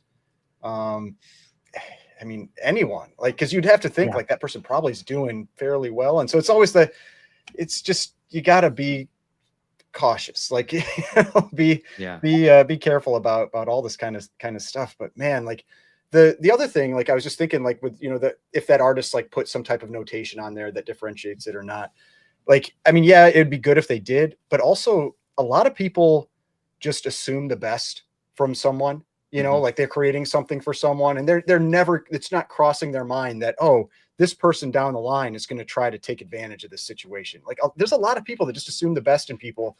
And I mean, that's great to have people out there that are like that. But the reality is, like you don't know 2 people down the line, 5 people down the line, 10, like at some point that knowledge or that connection gets lost. And then how do you differentiate it? It's a very fair point, because a lot of the artists are very unaware of the collector market, and they don't realize like how important the provenance is a lot of the times. But it kind of also ties in, this reproduction painting with another story that kind of broke. And I kind of want to just quickly bring this up to circle it back to some of the broader conversation. This is an article out of the Beat, but Cadence Comic Art. If you guys don't know, Cadence Comic Art used to be kind of a representative of a lot of like current working artists. And there was a big lawsuit that kind of came out where a lot of the artists were like making posts about how I'm no longer affiliated with Cadence, and they don't represent me anymore. And there was like a big uproar in the community because a lot of people who had gotten commissions from artists were not getting their commissions, or like artwork was being sold. But then it was like, wait, I didn't know that you sold that. And there was a lot of craziness going on. Most of the fingers got pointed at this art rep. This article talking about how the lawsuit was recently settled. But I just kind of thought that was an interesting story, that a lot of people were saying, like, the middlemen and the art reps like can be doing a lot of very strange things, especially when it's like very opaque. But also, like you said, the artists themselves, I'm sure it's not a popular thing to say, to say that artists do some bad things too, but a lot of them take on commission work and never come through, and just take people's money, and they move on with it, and people get upset by that, and who knows what happened here. But you really have to consider, because like imagine you're an artist who, let's say you did some, I don't know, like some 90s cover, and you just don't have it anymore. You lost it, and now you're seeing all these 90s covers selling like crazy. Like, is there not temptation to be like, well, what if I just recreated it and I could sell it? Like, and you have to think about that stuff. I mean, I don't know how easy it is to recreate, say, a classic Copper Age cover. There's gonna be so many eyeballs on that. But let's say it's like a 2005 cover, or like a 2011 cover, some of those ones that like might be a little bit easier to get away with. And also, Derek mentioned in the chat, there's a lot of people who do digital art right now. what's to say that they don't kind of say, oh well, yeah, I did do this digitally, but let me just do an original art piece because Absolute Batman 1 is the biggest book in the world, and I want to make sure I can sell the original art. I'm not accusing it. It's just humans are human, and you have to wonder as values go crazy for original art, could any of this stuff happen? But no, exactly, right. And I forgot to mention, I believe you received this message as well. I received this message, and I do believe the individual asked to remain anonymous, but I haven't gone back into that message. There's some more information that was provided to me. And Brian, if this is what you're going to talk about, I feel like you're going to go way in depth about it. So I want to hear it from you. This is not going to be a spoiler. This is just going to be a teaser then to kick it off to you for when you do cover it, because I want to get all the information. But it was brought, and maybe this isn't it, but it was brought to my attention that out of these blind bags, the sketch covers, people are recreating the sketch covers and just selling them on the open market, right? I don't remember the artists and stuff. I think maybe there's even some, I don't remember the I artists, mean, but there was a big thing with people like faking those Ryan Otley like blood like splatter exactly things and that so kind of stuff. so this is of course not the conversation of the morality, the morality of the artist. This is just, these are just individuals that are taking advantage of collectors, right? But it is tying into the fact that fake artwork, a thing for sure. Yeah. Bob, do you really want to know? I remember the first time I went to, I think it was Heroes Con in like 2022 or whatever, and I saw an original artwork table, and then I saw the prices of original artwork. And my first question, I forget who I was with, I was just like, so you guys just kind of like trust that none of this is like fake or real, or like how do you know that this is what they say that it is? Trust Like me, it's a bro. random OA page from some random, not like a cover, but just like a random page from a book from, the Copper Age or whatever, from a some random Avengers or X-Men book that has no real significance, selling for thousands of dollars. And there's just like no authentication, no grading, no slabbing, no nothing. It just, the first time I saw it, I was like, this is the Wild West. You know what's so fascinating about that? Well, maybe not so fascinating about it, but no one knows this happened because I didn't talk about it until I knew, what was happening. But Swag knows. There was just a member of the comic book community that you would not expect to have. You would not expect someone to contact this individual and be like, "Here's $10 million worth of original art." But word got back to me that someone knew someone, and that individual trusted them with the idea of selling this art. And this art was like, rolled up in a tube in a basement somewhere. And one of the pages, if I remember correctly, if I'm not getting this wrong, I don't think I'm getting this wrong, was the actual first appearance of Wolverine, like the splash page. I'm going to get beat up for that. The splash page from Hulk. That has sold on 180. Heritage before. Right. So so that was interesting as well, right? But that's the funny thing about it, because someone was trying to convince someone of these massive pages being real. And if I remember correctly, it was Tom Fish. I think that's his name. This is a massive collector in original art, and he's on Comic Art Fans and stuff like that as well. And a friend of mine, I think it was Rohan back in the game comics, shout out, I think it was, reached out and he was like, "Yo, do you own this this page?" And homie very simply was like, "Yeah, whoever's telling you they have it is full of shit completely. Thank you. Bye." Like he was just like, "Yeah, I own it. It's still with me. It's not real." But that's like, how are you trying to manipulate someone into the biggest pieces in the world as if the owner's not going to make you aware that they own it? It's just interesting. I think the trick is what Swags was saying. It's the stuff that's doesn't have a lot of eyeballs on it, or that the artists might know doesn't exist because they remember throwing it out, or like that's the sort of stuff that gets tricky. Or even maybe it's stuff that they're not 100% sure on, but it's so obscure that it's like, who's ever going to find it? And then it becomes he said, she said anyway, because who are you going to believe? Then it comes down to which person are you going to believe? There's Voltron Matt. Yeah, but in this idea of like an artist just being able to whip up a prelim, I mean, a prelim is a pencil doodle on a piece of paper, right? Depending on how popular the artist is, it's $1,000, it's $1,500. You could just do that every morning if you wanted, you know? Like, who's doing the forensics on the pencil to know what year the lead is from? Like, I guess you could on the paper, right? That's the thing people could do. you could, correct? you could. I think you can. I absolutely think you can. Yeah. Well, very interesting story. You know, I'm sure there's a lot of interesting OA scandals out there, and you know, again, it's something that I want to keep my eye on, because as OA continues to be more and more of a mature market and more people get excited about it, you have to imagine that there's going to be some bad actors out there in the hobby, and just got to be careful. And I just wanted to make everybody aware about it. But yeah, I think we're kind of coming up on the end of the show here. Let's kind of rapid fire through the last couple topics I wanted to talk about here. I don't know if you guys have been paying attention, but the Todd McFarlane signed books starting to get It's done. blowing up my feeds. Everybody is posting their books. They're getting Yeah, everyone's posted their books. Shout out to Black Market Comics. He did all right. Spawn number 1, 9/8. Spawn number 1, 9/8. Spawn number 9, 9/8, 9/8, 9/8. So I don't know, guys. Is the speaking of the market being able to absorb this stuff, like, what do you think is going to happen with all these Todd McFarlane signatures that pop up on eBay in the next couple weeks and months? It's going to be a great time on eBay for Todd McFarlane collectors, because the signatures I'm seeing coming out of this one, like the full Todds, he's taking his time with most of them. I've seen some really good ones. I saw my things getting signed on one of the videos, and I was damn excited about it. I think we talked about it briefly. I wasn't able to make the cut for the thing, right? But then it reopened and I got all my stuff in. So that was kind of fantastic. And by all my stuff, it's not that many, but and that scroll logo, the kind of the vintage scroll, it looks quite classy on that label. There's going to be some beautiful books out there, and prices are going to be super competitive because it's about to get flooded.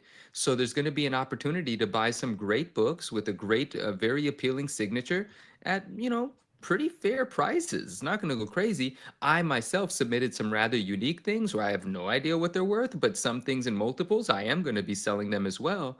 But some of the standard stuff, it's about to be fun, like the Spider-Man number 13, one of my favorite books, Black Suit Spidey, in a newsstand signed by Todd. I love it. And 1 year after the signing, someone had it signed in red. And on that cover, there's a bunch of little red spiders, but you don't really think about it. But when the signature's red, it brings those spiders to life. And I was able to buy it from someone that submitted it, and they didn't appreciate how valuable it was to me because of how incredible it looked. And then a great friend of mine in the community paid me a nice amount of money to own it himself. Like, I maximized my profit. I was just going to joke that you were shilling something to sell for the future. Oh, I've already sold it. So. I've already sold it, right? But the point that I'm making is, on eBay, people are going to be competing with other like items. But for someone that's focused on the details, like this is an exceptional example of whatever it might be, once the eBay stuff is done, 5-6 months later, the best of the best can sell for well more than what you paid for it, is what I'm saying. So it's going to be a fun time. I'm excited for everyone getting their books back, and my own too. It's going to be cool. Yeah, I'd say keep an eye out for like auctions of that stuff, because that's where you're going to find the deals. Because I mean, every time he's done one of these signings, like, yeah, you get like a little correction in prices, but people just love Todd McFarlane stuff, you know, and it's going to go right back up. And the fact that, like you said, all these are the full Todd, I think that's really going to help them. I wanted to comment the one thing that I thought was really cool that I learned from this signing, from following CGC and like the post they were doing.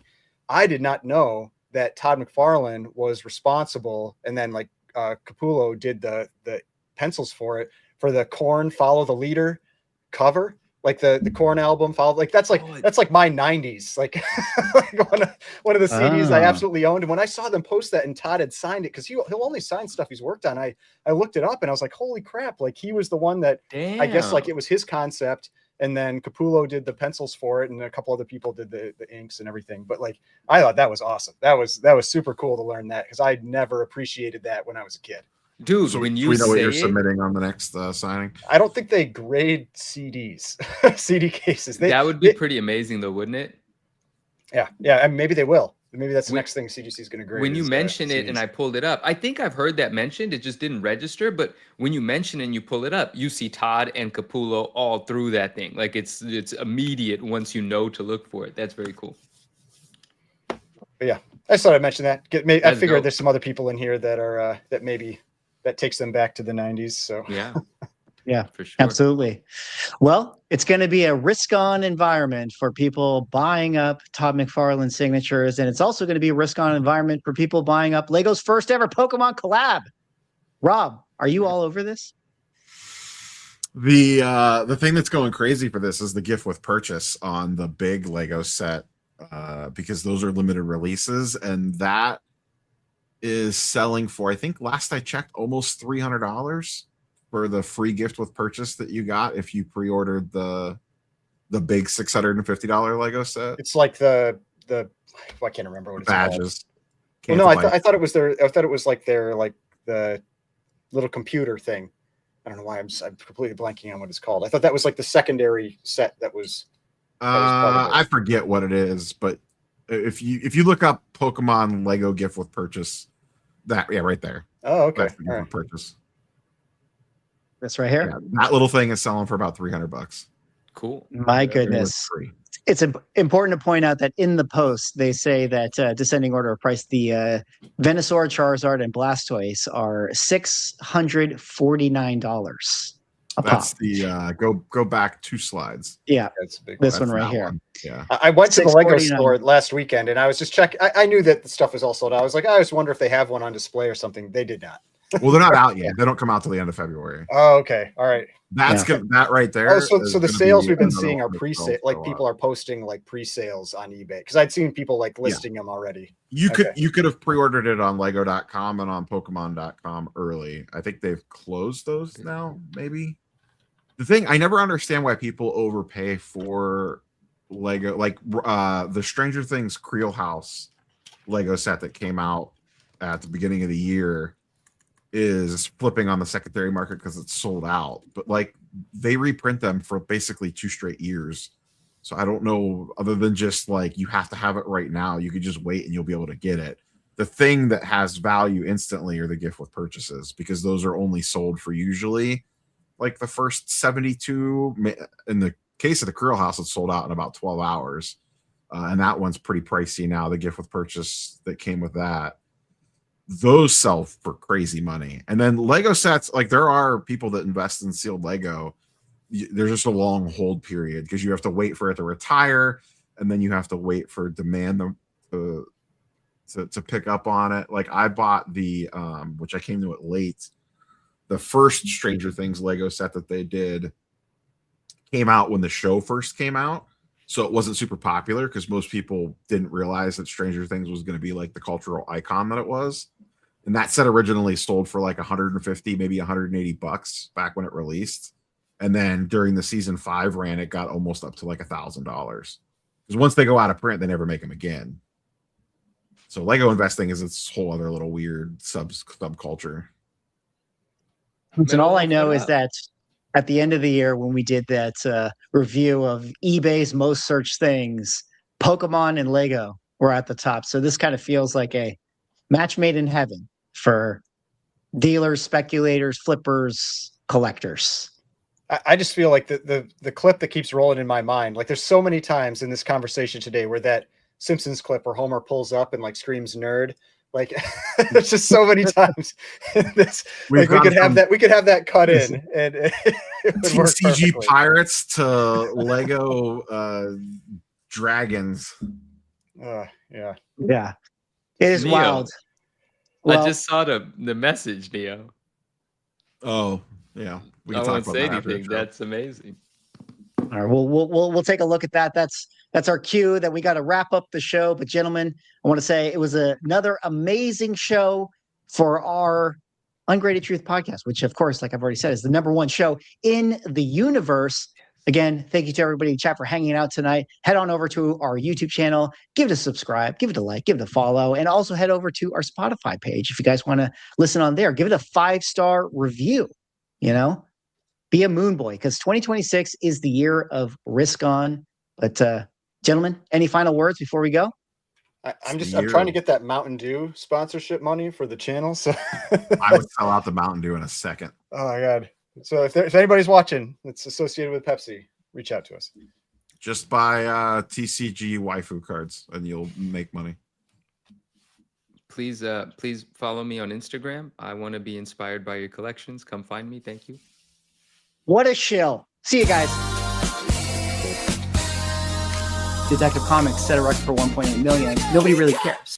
Who are annoyed that people are asking them questions, is this book banned? That question didn't exist a year ago. Somebody's submitting like 25 vintage books and getting 15 9.9s. We always think, how could it ever get crazier? And then it always does.